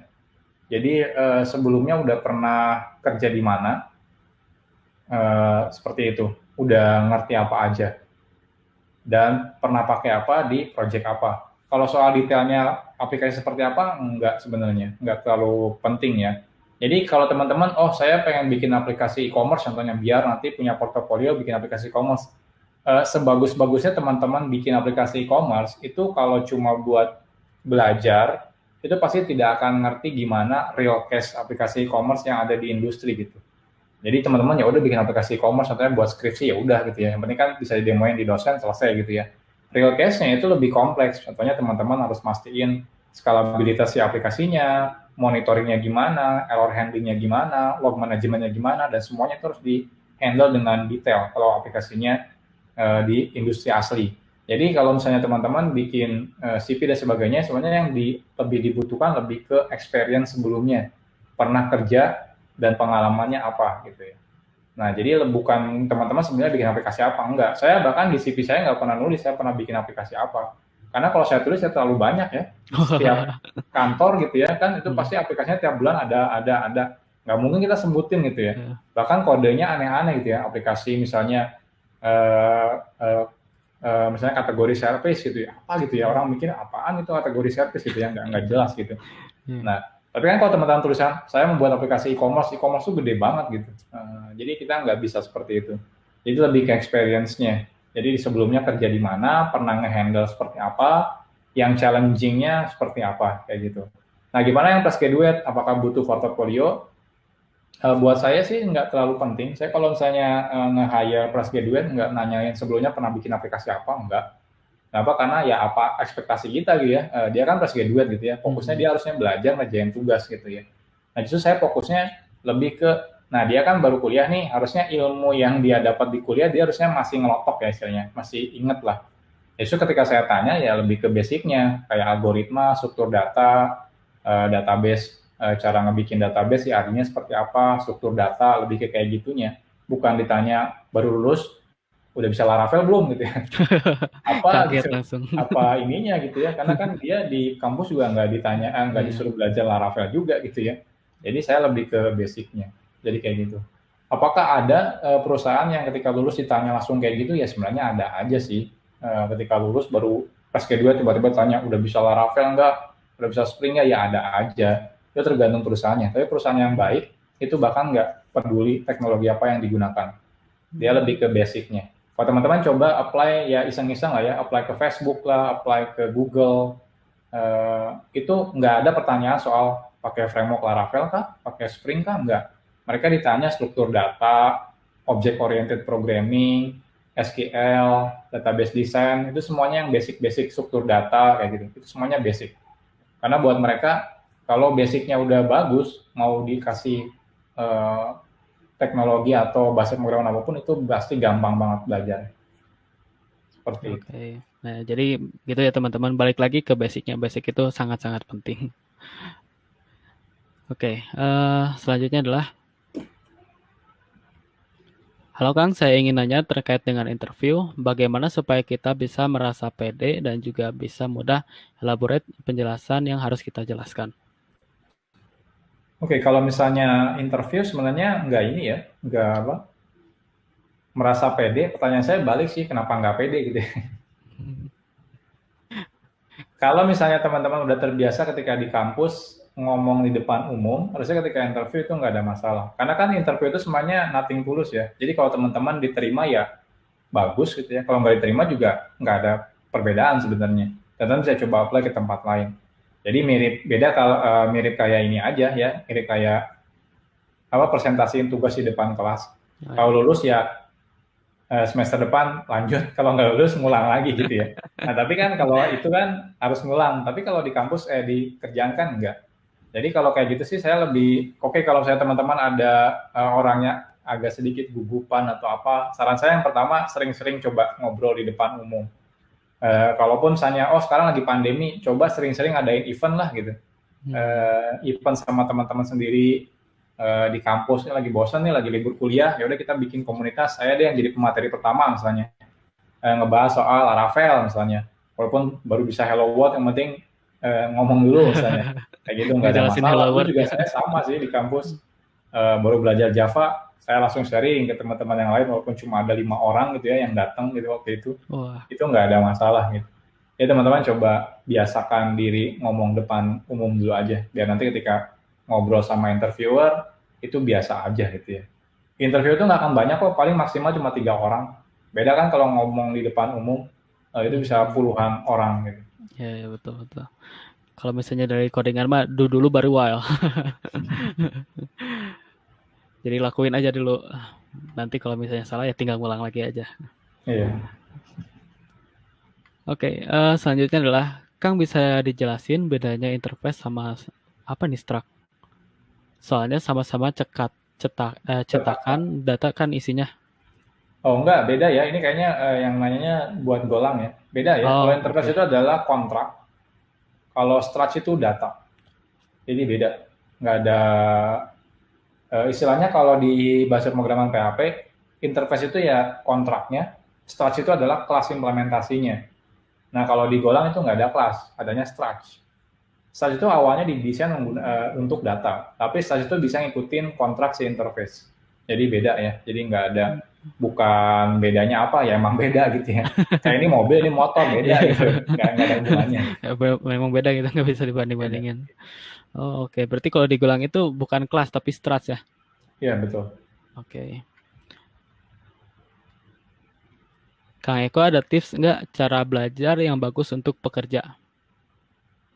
Oke, kalau kalau misalnya yang udah kerja memang agak sedikit tricky sih ya. Jadi mau nggak mau sih harus dipaksain. Jadi teman-teman harus agak ngorbanin waktu untuk belajar. Kalau misalnya saya sih waktu saya masih waktu belum pandemi, saya kebetulan di Jakarta, keluarga di Subang. Jadi emang Hmm. kebetulan cuma seminggu sekali pulang. Jadi kalau pulang pulang kerja ya karena nggak apa jauh sama keluarga ya paling saya habisin waktu buat belajar gitu. Tapi kalau teman-teman yang pulangnya ke rumah ya mau nggak mau harus agak sedikit ngambil waktu sih buat belajar. Contohnya kerja udah 8 jam, pulang ke rumah ya harus nyisihin waktu. Entah itu mungkin paginya belajar dulu sebelum ini. Atau kalau yang bagus, teman-teman bisa nego ke ini ya, ke manajernya atau ke supervisornya, minta waktu untuk riset sesuatu. Jadi contohnya ngobrol nih, kita udah nggak terlalu banyak nih pekerjaan, teman-teman bisa minta waktu. Contohnya saya pengen dong satu hari ngambil waktu 1 atau 2 jam untuk riset teknologi A gitu ya. Nah nanti ngobrol aja sama atasannya. Nanti misalnya kalau saya bisa ngerti ini, saya bisa coba implementasikan di perusahaan kita gitu. Jadi itu lebih ke negosiasi dengan si ininya, bosnya. Saya sering ngelakuin gitu sih kalau nggak ada waktu.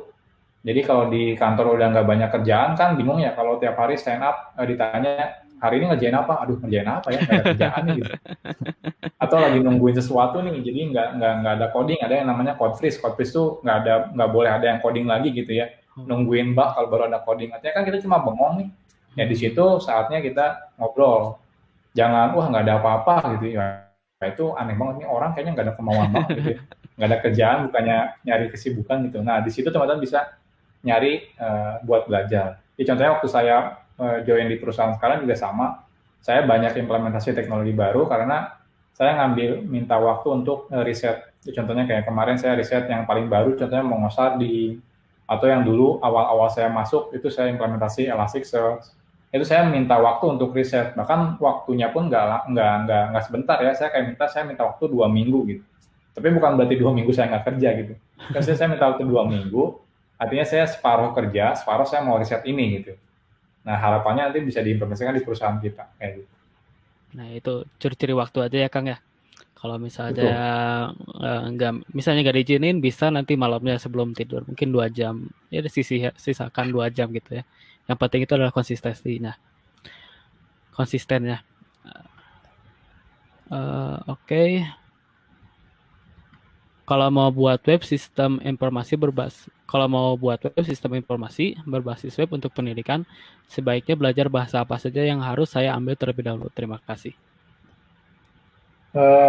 Kalau untuk bikin web semuanya bisa, jadi bebas nggak ada masalah. Jadi kalau teman-teman mau pakai, tapi kalau teman-teman beneran dari awal ini ya websitenya pendidikannya seperti apa ya? Kalau misalnya websitenya yang kayak apa ruang guru itu agak ini ya agak istilahnya itu apa ya? Kompleks Jangan ya. pengen langsung kayak ruang guru nggak bisa kayak gitu karena ruang guru tuh developernya ratusan gitu ya puluhan mungkin Ya, ratusan gitu ya nggak mungkin kita satu orang bisa ngejar ya. mereka gitu ya teman-teman Ya, buat baru dari yang belajar kecil langsung dulu. pengen ruang guru ya. Kita harus dari yang kecil dulu. Kalau yang kecil dulu itu bebas mau pakai bahasa apa. Nanti kita improve sambil jalan.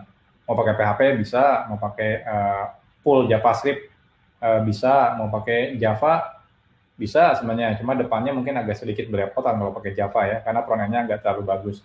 Tapi kalau pengen yang full stack, bisa yang webnya sama backend-nya ya paling pilihannya antara si JavaScript sama si PHP itu. Kalau yang Golang saya nggak terlalu saranin yang buat front end-nya, kenapa? Karena ribet.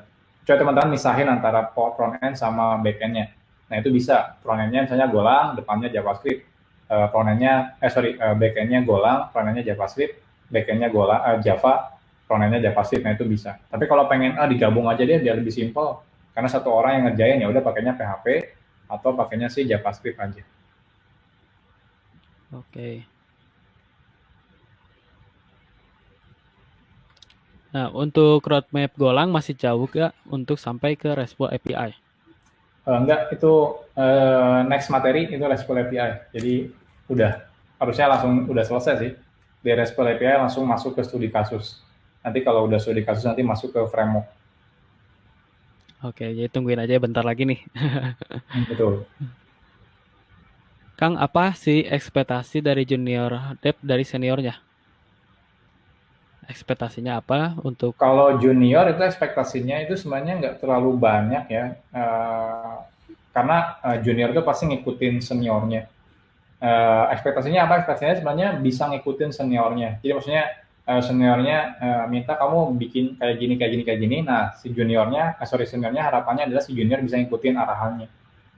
Nah, kecuali beda kalau nge-hire senior lagi, harapannya adalah punya istilahnya itu kayak di-hire biar bukan nge-hire tangan, nge-hire kepala. Maksudnya itu bisa ngasih ide juga, bisa ngasih masukan juga. Kalau junior ya karena kita tahu pengalamannya masih kurang, jadi yang penting dia tangan dulu. Maksudnya dia bisa ngikutin apa yang kita minta gitu ya, senior minta. Tapi kalau hire senior lagi, ya harapannya kepala gitu ya. Maksudnya dia bisa ngasih masukan harusnya seperti apa gitu ya. Dan mungkin bahkan bisa ngasih tahu gitu ya ke kita kalau yang baik itu seperti apa. Mirip kayak saya lupa ya Steve Jobs atau apa gitu ya. Dia bilang dia nge-hire di Apple itu yang jago-jago bukan untuk disuruh, tapi untuk ngasih tahu ke si Apple-nya mana yang salah, mana yang harus diperbaiki gitu. Jadi itu kita nge-hire orang yang senior bukan buat agar perusahaannya ngasih tahu, lu kerjain apa, bukan. Justru biar si seniornya itu bisa ngasih tahu ke kita apa yang salah di kita dan perlu diperbaiki kayak gitu. Oke. Jadi bedanya senior sama junior. Oke, satu pertanyaan lagi Pak untuk fresh graduate dan ingin menjadi junior backend engineer. Cara kita membuat recruiter yakin kita bisa coding itu bentuk portfolionya atau yang lainnya apa? Oke, kalau untuk fresh graduate nggak perlu pusing ya. Yang penting basic kayak algoritma, struktur data dan sebagainya itu bisa. Karena kalau di interview itu pasti beda. Ada yang fresh graduate, ada yang senior. Kalau senior oke, harapannya udah bisa bikin aplikasi. Tapi kalau junior harapannya adalah basicnya itu ngerti. Kalau saya pun nge-interview tahu fresh graduate, saya nggak pernah tanya apakah bisa Spring Framework, apakah bisa Laravel, itu nggak pernah. Apakah bisa bahasa pemrograman AB, itu nggak pernah. Bahkan saya bebasin, kamu biasa di kampus pakai bahasa pemrograman apa? Misalnya pakainya C++, tapi di saya pakai Java, masalah nggak kalau nanti belajar? Nggak masalah misalnya. Ya udah, tinggal saya tes aja logiknya. Logiknya berarti dia pakainya C++, implementasinya nggak ada masalah. Nanti kan yang penting dia mau ketika diterima, logiknya emang bagus, diterima, dan dia mau belajar bahasa pemrograman Java misalnya kayak gitu. Oke. Bahkan udah ada videonya ya Kang di PJTN itu untuk coding interview. Betul. Itu coding interview itu simple banget sebenarnya. Pakai bahasa pemrograman apapun bisa dilakuin. Jadi istilahnya nggak terlalu peduli pakai bahasa apa. Oke. Kasusnya kayak kelihatan, wah ini gimana, padahal pas penyelesaiannya, oh ternyata simple. Oke, selanjutnya saya mau tanya kalau gabungin bahasa pemrograman backend dengan front-end-nya itu gimana ya? Oke, nanti kan kita belajar RESTful API. Nanti di JavaScript kita belajar namanya JavaScript asing ya, JavaScript Ajax. Nanti gabungannya kita belajar namanya asynchronous JavaScript itu Ajax. Nanti teman-teman bakal ngerti sih kalau misalnya udah ngikutin roadmap-nya. Tapi dari backend kita cukup bikin API-nya istilahnya. Nanti di materi, ya nanti rencananya next-nya itu 2 materi ke depan ada 2 materi baru. Yang pertama HTTP, itu sebagai pengantar dari RESTful. Yang kedua nanti ada materi RESTful-nya. Itu dua-duanya masuk ke teori aja sih, nggak ada implementasinya. Harapannya apa? Nanti setelah teman-teman ngerti teorinya, teman-teman nanti kita akan coba implementasikan di beberapa bahasa pemrograman. Jadi ada Golang RESTful API, PHP RESTful API, sama Java RESTful API, kayak gitu. Jadi nggak usah bingung gimana gabunginnya. Jadi tetap dua-duanya terpisah, nanti mereka akan saling komunikasi via Ajax. Bahkan bukan hanya front end aja, tapi bisa ke mobile juga ya, Kang ya? Betul. Karena kita udah pakai API, mau pakai front end-nya web ataupun mobile itu bebas jadinya. Oke. Nah, selanjutnya adalah Kang sharing tentang kerjaan Kang Eko sekarang dong sebagai arsitek engineer itu ngapain, Kang? Nah, saya juga penasaran nih, Kang. Itu sebenarnya udah dibahas detail sama Pak Dika waktu Oh nongol iya, di iya. channelnya Pak Dika, itu Ya. disponsori sama Codpolitan juga. Jadi teman-teman kalau pengen tahu detailnya di sana. Di sana saya jelasin detailnya kerjaan technical architect itu apa sih gitu. Pak Dika juga sempat nanya, ini kayaknya title yang baru saya dengar katanya technical architect. Itu di sana ada dibahas detail, itu 1 jam. Itu disponsori sama Codpolitan juga. Jadi teman-teman bisa cek di sana. Kalau penasaran technical architect itu ngapain sih gitu kerjaannya. Oke, jadi bisa ditonton aja di web di channel apa? Web Web Programming Unpas programming ya? Unpas. Oke. Iya, betul. Untuk di roadmap PHP, setelah OOP lanjut ke PHP MySQL, database dulu atau ke PHP web. Kemudian untuk materi MySQL, dasar sebaiknya dipelajari kapan? Terima kasih. Oke, jadi kalau teman-teman ngikutin alurnya dari si website Codpolitan itu udah dijelas, udah di ini kok, udah di apa disusun dengan baik. Dari depannya PHP dasar, PHP OOP, PHP 8, habis itu saya agak lupa unit test atau apa ya. Oh bukan ya, sorry, ini dulu apa? PHP MySQL, tapi sebelum PHP MySQL itu belajar MySQL dasarnya dulu. Jadi belajar MySQL dasar, baru ke PHP MySQL, nanti ke PHP Web, PHP Composer, dan PHP Unit Test. Itu udah didesain alurnya. Jadi jangan dari PHP paling depan, tiba-tiba ke materi PHP yang di ujung, itu jangan. Jadi harus ngikutin alurnya. Itu sudah didesain dengan ngikutin alur kok. Ya tinggal diikutin aja. Nah, itu jadi teman-teman buat yang mau belajar langsung aja ke membershipnya PJTN. Itu learning pad-nya udah lengkap, jadi teman-teman gak usah bingung lagi. Oke, malam Kak. Malam, mau nanya, ketika kita sudah paham sama satu bahasa lalu ingin mencoba bahasa yang lain, apakah harus belajar dari nol ya Kak? Terima kasih. Kalau belajar udah ngerti bahasa A, teman-teman pakai belajar bahasa B itu simple kok. Itu cuma belajar sintaksnya aja. Paradigmanya biasanya beda. Sama. Kayak PHP, OOP, pindah ke Java ya OOP juga. Paradigmanya sama, cuma beda bahasanya. Jadi overall sebenarnya walaupun memang kayak belajar dari awal lagi, tapi sebenarnya paradigmanya sama. Yang paling susah itu sebenarnya belajar paradigmanya. Jadi ketika teman-teman belajar OOP, yang paling susah itu belajar pertama kali OOP. Ketika teman-teman udah ngerti OOP, belajar bahasa lain yang konsepnya OOP juga itu ya biasa aja gitu, kayak cuma tulisannya doang, beda, konsepnya sama kayak gitu. Oke. Nah, itu jadi paradigma programmingnya itu penting. Dulu saya pernah ngajarin tentang insert, pas disuruh bikin register, dia bingung. Padahal sama aja register sama insert. Oke, selanjutnya adalah, Mas, kenapa nggak buat roadmap bahasa Python? Apakah mau buat? Ntar kalau buat aku gabung dan aku ajak teman dan adik-adik kelas kampusku. Waduh, nggak Kalau buat lah. misalnya Python dasar sudah ada di Codpolitan juga, itu free ya. Jadi kalau teman-teman mau belajar Python dasar di sana. Tapi kalau roadmap-nya saat ini itu Python lebih ke data science ya. Jadi jujur saya nggak terlalu expert di bagian data science gitu ya. Jadi kalau misalnya untuk roadmap Python, kalau Pythonnya ke web backend mungkin masih bisa, saya bisa handle. Tapi kalau untuk ke data science mungkin saya udah out of kerjaan saya ya, karena kebetulan saya bukan bagian data science-nya. Tapi kalau teman-teman senang ke bagian data, nanti sebenarnya di roadmap Java saya akan ada lanjutannya ke roadmap itu data. Jadi nanti pakai data, pakai bahasa programan Java untuk datanya. Jadi saat ini memang belum ada rencana untuk bikin roadmap Python. Oke. Bikin course TypeScript, Mas? Hehehe. Iya, tenang. Setelah Node.js ya, nanti ada TypeScript-nya. Aduh, ini banyak antrian nih, banyak request-nya. Sabar ya, teman-teman. Nah, setelah roadmap PHP selesai, untuk bisa masuk dunia kerja, back-end programmer, perlu apa lagi yang dipelajari? Oke, kalau misalnya fresh graduate sebenarnya nggak terlalu penting framework-frameworkan, teman-teman bisa langsung apply aja. Yang penting teman-teman ngerti basic konsepnya. Tapi kalau teman-teman udah kerja juga sekarang misalnya, tapi masih pakai PHP natif, itu saran saya belajar si Laravel framework untuk PHP. Karena banyak banget lowongan buat Laravel framework. Oke, apakah untuk siap di dunia industri ketika saya sudah menyelesaikan course PHP itu sudah cukup? Kalau misalnya untuk buat aplikasi pakai PHP natif harusnya udah cukup. Tapi kalau teman-teman pengen beneran bikin aplikasinya yang mudah dikembangkan dan sebagainya, itu saran saya teman-teman nanti belajar Laravel. Bukan berarti PHP natif nggak penting. Tadi saya bilang ya, basicnya penting karena Laravel juga isinya basic PHP. Tapi lebih ke mempermudah kita gitu ya. Kalau pakai PHP natif teman-teman bisa kelarin misalnya dalam waktu 1 bulan, mungkin pakai Laravel dalam hitungan minggu udah kelar gitu pekerjaan kita. Karena hal-hal dasarnya yang biasa kita lakukan di PHP natif itu sudah dihandle sama si Laravelnya. Jadi lebih ke mempermudah sebenarnya, sama menyamakan persepsi.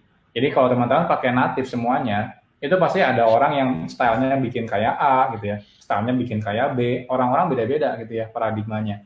Nah kalau teman-teman pakai framework, itu dipaksa semua orang harus ngikutin alur kerja si frameworknya. Jadi lebih ke menyamakan persepsi, oke, kalau mau bikin MVC, harus seperti ini berarti di PHP ya, karena pakai Laravel. Nah otomatis kan semua orang sama ya persepsinya. Jadi dari situ teman-teman bisa kerja timnya lebih gampang kalau pakai framework dibandingkan pakai yang natif. Jadi saran saya kalau teman-teman udah experience gitu ya, itu saran saya pakai framework, contohnya kayak Laravel. Tapi kalau masih fresh graduate itu nggak ada masalah ya. Yang penting logiknya bisa. Oke, halo Pak Eko, saya sekarang sedang belajar basic front end untuk JavaScript. Cukup belajar JavaScript dasar atau OOP JavaScript harus dipahami juga? OOP harus dipahami, karena itu dasarnya. Itu sebenarnya bukan OOP sih ya, itu sengaja saya buat namanya OOP biar lebih gampang, karena kalau misalnya JavaScript prototype oriented itu agak aneh, jarang orang yang dengar. Tapi overall semua objek-objek kayak nanti teman-teman belajar front end pakai Vue.js, React.js itu nanti ujungnya pakai OOP juga gitu ya. Jadi teman-teman harus tetap ngerti yang JavaScript OOP. Oke, untuk belajar basic front end di JavaScript cukup di JavaScript dasar atau OOP juga penting. Oh ini yang tadi ya. Oke, apakah kita harus cobain beberapa bahasa dulu Kang sebelum menentuin kita akan fokus pada satu bahasa atau sebaliknya? Kalau misalnya teman-teman masih bingung, bimbang istilahnya, itu saran saya sih belajar beberapa pemrograman dasar aja ya. Dasar tuh kayak 2-3 hari harusnya kelar. Dari situ teman-teman bisa ngelihat, ya kayak teman-teman, saya belum tahu nih hobi saya, ya cobain aja, mancing gitu, main game, baca gitu ya. Habis itu balap mobil gitu ya, habis itu balap motor misalnya. Cobain aja semuanya, nanti kan teman-teman ngerasa, oh kayaknya sih saya senang banget sih ini gitu ya. Nanti juga bahasa orang kayak gitu. Jadi kalau teman-teman mau ya cobain beberapa yang dasar aja gitu ya, nyobain sekali deh gitu. Nanti kalau misalnya ketahuan, oh kayaknya saya lebih senang A, nanti teman-teman bisa perdalam. Nggak usah takut bahasa pemrograman A, kata orang, weh ngapain pakai belajar A, udah nggak ada yang pakai, itu bohong. Semua orang masih pakai bahasa pemrograman itu. Kayak Kalau isu misalnya PHP udah ya. nggak dipakai, ya nggak mungkin ada juga gitu. Ya kayak isu PHP. Oh tahun depan mau mati. Sampai sekarang masih belum mati-mati. Iya. Oke, selanjutnya adalah untuk melanjutkan pertanyaan seputar jumlah CPU atau RAM yang tadi Pak, untuk set OS-nya supaya bisa menerima banyak request menyesuaikan Nginx apa pakai tool tertentu untuk setting? Kalau OS itu coba dites aja. Nanti setelah dites, kalau errornya dari OS-nya, berarti OS-nya perlu dituning. Cara ngetuning OS itu banyak ya. Beberapa mungkin nggak bisa saya jelasin detail kayak ngeset U-limit dan sebagainya. Itu banyak banget sih sebenarnya. Jadi teman-teman yang paling penting itu dites dulu. Contohnya dites 100 request per second masih sanggup. 200 masih sanggup. 1000 mati nih OS-nya. Nah teman-teman bisa lihat log dari error OS-nya apa. Nanti kelihatan kok errornya apa. Nah dari situ teman-teman baru cari, oh errornya misalnya open file maksimumnya kena gitu ya. Jadi dia matiin nge-shutdown OS-nya. Berarti teman-teman harus naikin si open file limitnya kayak gitu. Jadi tiap error nanti teman-teman bisa cari di Google problemnya apa dan cara nge-handle-nya apa. Tapi intinya satu, dites dulu. Ya teman-teman nggak bisa dari awal, kayaknya bakal mati nih, nggak bisa. Kita nggak bisa nebak-nebak gitu ya. Jadi harus dites dulu semuanya. Lalu di PHP natif apakah pakai API Mas? Ini maksudnya materi ya, materi course saya ya nanti ada PHP natif, di roadmap PHP nanti ada yang namanya PHP MVC. Jadi itu sebenarnya saya ngajarin konsepnya, walaupun nanti nggak direkomendasiin buat dipakai kerja. Lebih ke ngajarin konsep MVC itu seperti apa. Nanti dari situ nanti belajar bikin API-nya. Jadi ada. Oke, selanjutnya adalah Kang Eko pakai OS apa buat ngoding atau kerja, Kang? Apakah Linux? Kayaknya dari course-nya udah kelihatan ya kalau saya pakai Mac. Dari semua course saya pakai Mac semua, nggak ada yang pakai Windows. Bahkan kalau cara menginstal di Windows saya harus buka video dulu. Ini videonya saya pernah bikin sebelumnya gitu. Nah, jadi saya pakainya Mac buat kerja. Kalau di production, aplikasi saya di deploy-nya pakai Linux. Karena nggak ada Mac di server. Wah, yang ada mahal ya kalau ada juga. Kenapa nggak pakai Windows? Beberapa hal saya butuh yang pakai yang native Unix ya. Jadi kebetulan kalau pakainya Mac itu udah ada Unix-nya dalamnya. Karena based on Unix. Jadi saya butuh kayak gitu. Kalau di Windows enggak. Walaupun sekarang Windows sudah ada ya, Windows apa gitu ya, yang bisa nginstal kayak Ubuntu gitu dalam Windows-nya. Tapi saya jujur belum coba. Saya Masih lebih itu, smooth pernah lihat itu. pakai Mac. Kenapa nggak pakai Linux-nya aja sekalian? Karena saya butuh kayak video editing dan sebagainya gitu ya. Dan itu softwarenya masih bagusan di Windows gitu. Di Mac gitu. Dibanding di Linux. Jadi kayak Adobe gitu ya kan cuma ada di Windows sama Mac gitu ya. Udah saya pilih pakainya yang Mac. Di Linux nggak ada yang kayak gitu. Jadi lebih ke buat kerja tiap hari development pakai Mac, tapi kalau buat deploy ke production itu pakainya Linux. Oke. Bagi developer menggunakan MacBook, apakah menjadi sebuah nilai plus untuk klien? Sebenarnya klien nggak ada hubungannya sih. Nggak peduli juga saya pakai Mac gitu ya. Saya bikin e-commerce, apakah developernya pakai Mac, nanti kliennya sebelum belanja, nggak juga sih. Nggak nanya, nggak peduli gitu ya. Lebih ke mempermudah saya aja sih ketika development. Ya klien nggak akan nanya, Bapak Bukan, pakai MacBook atau apa? klien nggak akan nanya, nggak tahu juga gitu saya pakai OS apa gitu ya. Bahasa pemrograman apa juga saya nggak tahu klien. Jadi lebih ke mempermudah saya. Mungkin ada orang yang lebih familiar atau lebih senang pakai Windows, yaitu ya namanya preferensi tiap orang beda-beda. Teman saya juga ada yang nggak suka pakai Mac, nggak suka pakai Windows, pakainya Ubuntu. Jadi mau pakai apapun dia harus pakai Ubuntu ada. Ya mirip kayak bahasa pemrograman. Saya pengennya pakai A ya A aja gitu. Oke. Tapi ngaruh nggak Kang ke klien kalau misalnya pakai MacBook? Wah ini budgetnya bisa tinggi nih. Justru malah takut ya kalau kita datang pakai Mac, wah ini pasti kemahalan nih programmernya. Nggak ada hubungannya. Tidak ada hubungannya sama sekali. Oke, jadi itu ya mau pakai MacBook atau mau pakai Windows atau Ubuntu itu nggak jadi masalah. Nah, Pak Eko minta saran cara belajar yang efektif supaya bisa fokus, soalnya waktu belajar suka ke distract oleh hal-hal lain. Oke, ini sempat saya bahas juga nih cara belajar ini di video yang sama Pak Dika, cara belajar. Jadi intinya fokus sekarang mau ngapain, tujuannya kemana. Kalau teman-teman di tengah jalan ada yang nge-distract, tetap fokus ke tujuan pertama. Jadi jangan pindah-pindah. Kayak pertamanya teman-teman tujuannya mau ke Jakarta, di tengah jalan teman-teman ada yang ngajakin, jangan ke Jakarta, ke Bandung aja. Ya kalau teman-teman, ya udah ikut ke Bandung. Ke Jakartanya nggak nyampe gitu. Lagi ke Bandung, tiba-tiba ada yang nanya lagi, kita mendingan ke Cirebon aja. Ya udah belok lagi ke Cirebon. Akhirnya teman-teman nggak pernah nyampe tujuan gitu ya. Jadi lebih baik tujuannya kemana. Kalau ada yang minta belok, ya nggak mau gitu ya. Pokoknya saya tetap ke tujuan saya. Kalau teman-teman pengen jadi back-end, tetap di back-end. Ada orang yang pamer, lihat nih Flutter udah keren nih gitu ya. Ya udah ngapain di back-end, udah cuma ngelola JSON doang gitu. Ini kan ini Flutter gitu ya. Terus tiba-tiba teman-teman belok nih ke Flutter. Tiba-tiba orangnya pindah gitu ya, nggak main Flutter lagi gitu ya, main yang lain. Lihat nih Vue.js sudah bisa native misalnya, atau React.js sudah bisa native, ngapain pakai Flutter? Akhirnya teman-teman pindah lagi gitu. Jadi nggak ada ininya, nggak ada akhirnya. Jadi teman-teman mendingan targetnya apa dulu di awal. Jadi kalau mau jadi backend ya udah kejar backend aja. Kalau mau jadi frontend ya udah kejar frontend aja. Gak usah mikirin orang lain. Wong orang lain nyungsep kan teman-teman nggak mau ikut nyungsep juga kan. Jadi kita ya udah ikutin jalur kita aja. Ya oke. Atau nggak bisa pakai ini ya Kang, Pomodoro timer. Ya betul. Itu buat kerja fokus biar lebih fokus. Tapi Akang pernah pakai nggak Pomodoro Timer? Saya jarang sih, jarang pakai. Karena itu kan kayak di 20 menit kerja, 5 Hmm. menit ngapain. Jarang sih saya. Kalau saya biasanya kalau lagi kerja pengen fokus, lupa waktu gitu ya.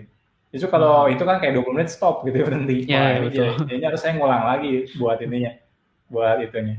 Ya mungkin nanti kalau dicoba enak, tapi untuk sekarang saya masih ini aja. Kalau lagi fokus ya fokus gitu. Oke, oke. Jadi udah perut kerubuk-kerubuk ya, udah berarti saatnya udah berhenti, lapar udah makan dulu. Udah panggilan alam itu. Oke, pengen lanjut tapi bingung mau tanya apa, Kang. Waduh. Oh, Padahal kita nanti siap sampai kelamaan. subuh nih. Kita siap gadang nih. Iya. Pertanyaan terakhir, Kenapa ya, kenapa Mas, developer developer banyak yang banyak yang Linux ya? menggunakan Linux? Eh, Bukan Linux-nya sih ya sebenarnya, tapi Unix-nya. Jadi Unix-nya itu banyak yang pakai Unix-nya. Makanya pakai yang OS yang di bawah Unix kayak misalnya Linux atau si Mac. Kalau nanti Windows udah Unix base mungkin banyak juga yang pakai Windows. Tapi intinya ke Unix-nya sih. Kenapa pakai itu? Karena tool saat ini banyak banget jalannya di Unix gitu-gitu. Dan stabil banget sih itunya sistem operasinya. Jadi banyaknya pakai itu. Oke, Project sederhana, dan untuk teman-teman tinggal basic penggunaan ikutin. PHP itu apa aja, Kang? Ya, di course-nya udah ada kayak to-do list dan sebagainya itu udah ada semuanya. Tinggal diikutin aja. Oke, malam Kang mau tanya gimana sih caranya supaya bisa tahu banyak knowledge seperti Kang Eko yang tahu beberapa tools yang dan berbagai macam. Nggak bisa ya teman-teman, di awal tetap harus fokus satu dulu.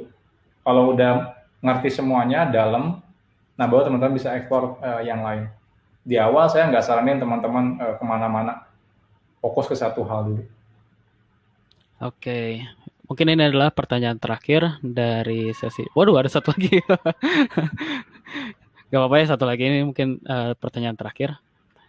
Kan kata Mas Eko pakai MacBook lebih mudah untuk developer, bedanya Mac antara Linux apa?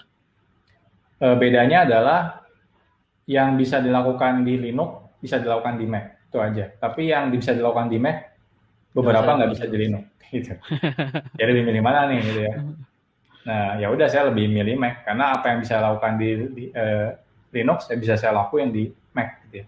Tapi yang bisa saya lakuin di Mac nggak bisa di Linux. Kayak contohnya video editing pakai Adobe nggak bisa gitu. Buka Photoshop nggak bisa di Linux Di kayak Linux gitu. ya. Oke. Ini masih ada pertanyaan lagi Kang atau udah aja? Ya terakhir deh ini. Terakhir aja. Ini benar-benar terakhir ya. Takut kemalaman. Kang ada course untuk buat landing page, login, form, dan lain-lain di PHP? Itu nanti ada studi kasusnya, tenang aja. Nanti setiap roadmap ada studi kasusnya. Bahkan studi kasusnya lebih kompleks ya, nggak cuma bikin login form aja, itu terlalu simpel itu harusnya. Lebih ke session management, dari orang register, login, sampai logout, nanti itu ada. Terima kasih Terima kembali. kasih kembali. Semoga bermanfaat buat teman-teman. Oke. Jadi Nah, sebenarnya yang ikutan member premium course itu banyak banget, tapi kayaknya ya nggak semua orang bisa ini ya join. Jadi yang join nggak terlalu banyak. Tapi sebenarnya yang ikutan banyak banget. oke buat teman-teman yang belum bisa ikutan mungkin di lain waktu nanti kita akan ada lagi ya Kang nanti untuk sesi mentoring. Ya, Nah, nanti nanti kita akan rutinkan 2 atau 3 minggu sekali. oke, nanti di lain waktu kita bisa bertemu lagi kembali dan siapkan pertanyaan-pertanyaan teman-teman yang lebih menarik. Oke, terima kasih banyak di Kang Eko udah sampai nemenin para member untuk menjawab pertanyaannya. Mungkin kita bisa sebut klinik klinik PJPN. Asal main-namain aja. Oke, terima kasih banyak sekali lagi. Selamat beristirahat dan sampai jumpa kembali. Ya, thank you semuanya ya. Jangan lupa teman-teman kalau misalnya ada error silakan tanyakan di forum dan kodenya jangan lupa dan errornya. Nah, errornya Jangan itu yang cuma penting. bertanya error, nanti saya bingung menerawangnya gimana. Kita bukan dukun ya.